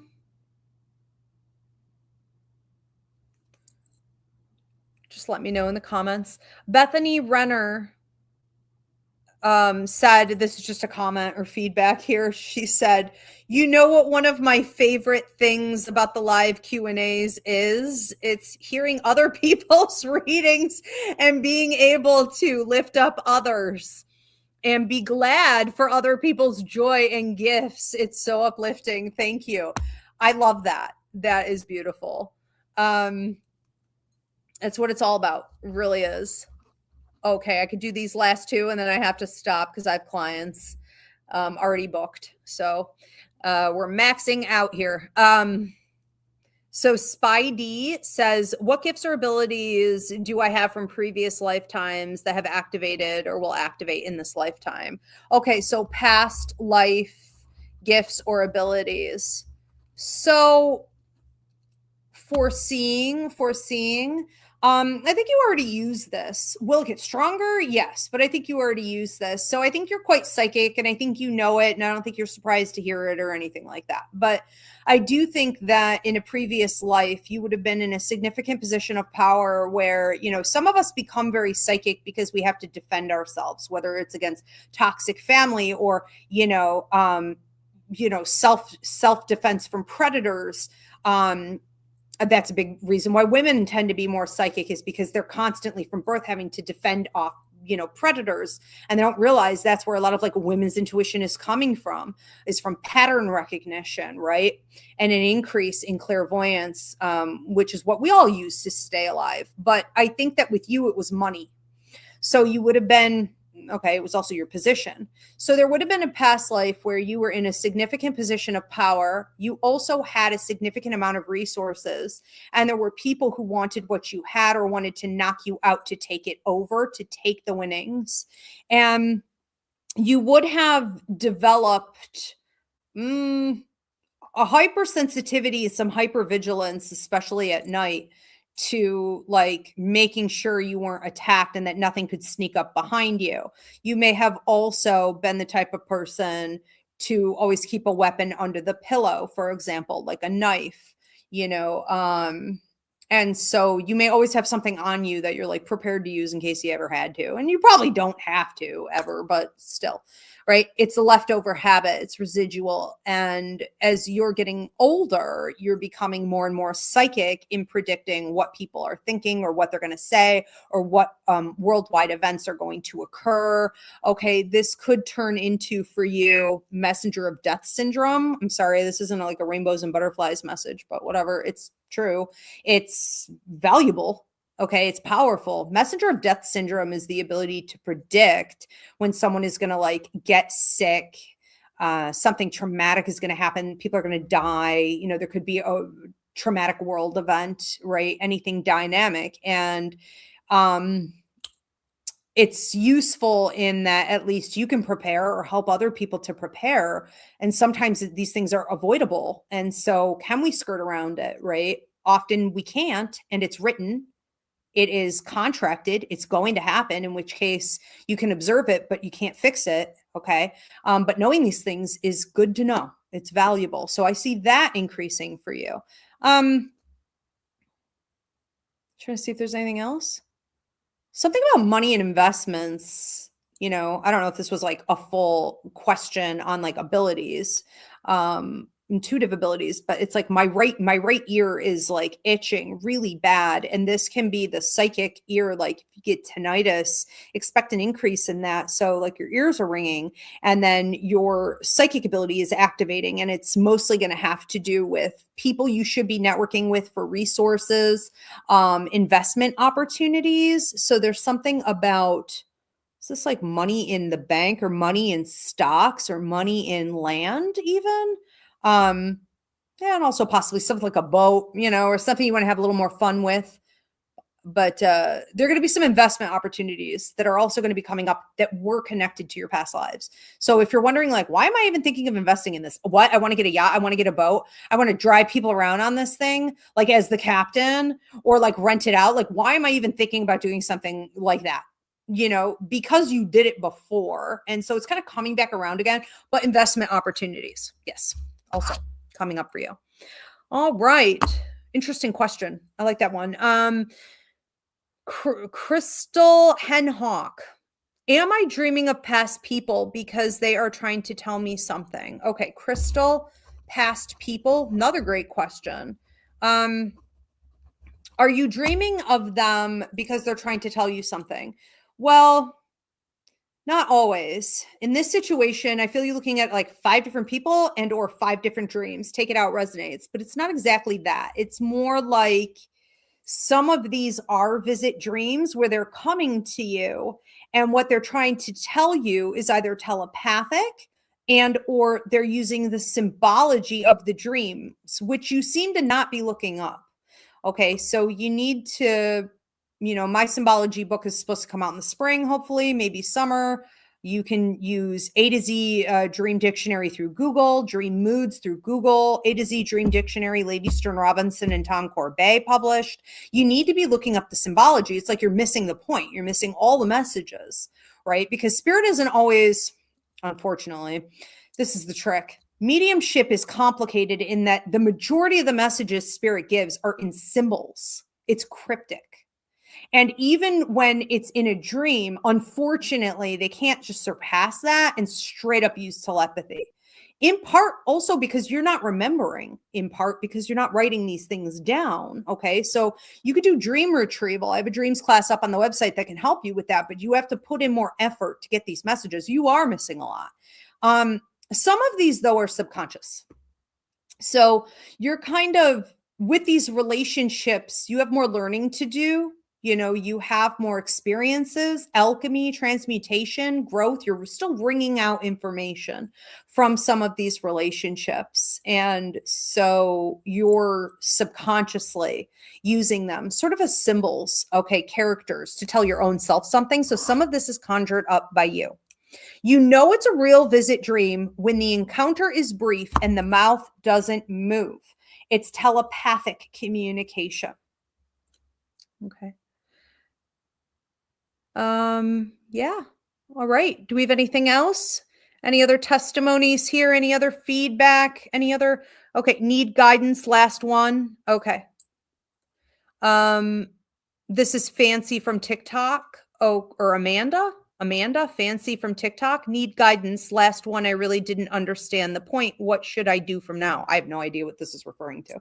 So, I have no idea. I have what I call psychic amnesia. So once I say it, because it's a trance state, it's gone. So feel free to book a reading at any time. I can't add on to your readings, so go back and listen. That should help. Yeah. Anything else?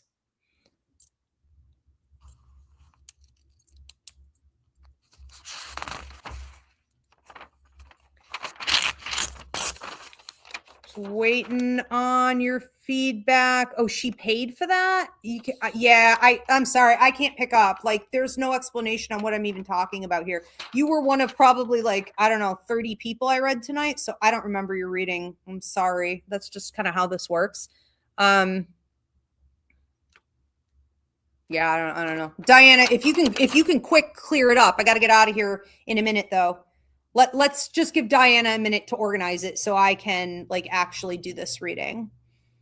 And then this will be the last one. Also, just a reminder, if you guys weren't here at the beginning, I have the empathic awareness training coming up, not this Tuesday, but the following Tuesday. So if you wanted to attend the empathic awareness training, I train doctors, therapists. I teach this at universities, in public school systems.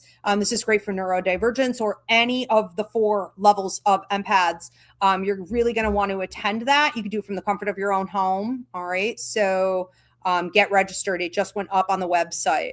So she said on how to move on from a past relationship and a future goal. Oh, okay. Okay. So you want to know, how do I move on from past relationships toward future goals? Okay. That's a great question. Hold on. How do we do that, as he's staring at me hard? Well, I think that when you have a past relationship that is you feel lingering or holding on. Dios mío. Hold on a second here. It's my alarm. Yep, this is it. Okay, so when you have a past relationship that you feel is unfinished in some way, you want to start first with block removal. Anything that you can do on your own accord from your own position, because that's the only place you have power. You can't control others. So you start with what you can control. You start looking at that relationship and ask where you feel there is unfinished business. Are you trying to rewrite the ending? Are you wishing that they had given you something that they're not giving? Is there more information you want from this person? Okay. Make lists and then look at those lists and determine what you can control from those lists and get rid of everything else, because what you cannot control another person. So if you're waiting to get something out of somebody else, if you're wanting to rewrite the ending, but it would require their engagement, if you're trying to better the relationship, but they don't want to come to the table and work on it, okay, whatever it is, when you cannot control things, you have to be determined to let it go. So you make the mental decision to stop focusing on it. You control your emotions by observing the feelings you have about that person or the situation. I observe it, I honor it, and I'm alchemizing it. I'm going to transmute this pain into power. How do you do that? You learn the lessons. What was I supposed to learn from this? How will I change if I ever encounter this in the future, how will I change my behavior in the future? You know, what did this show me? What did this teach me? How can I grow from it?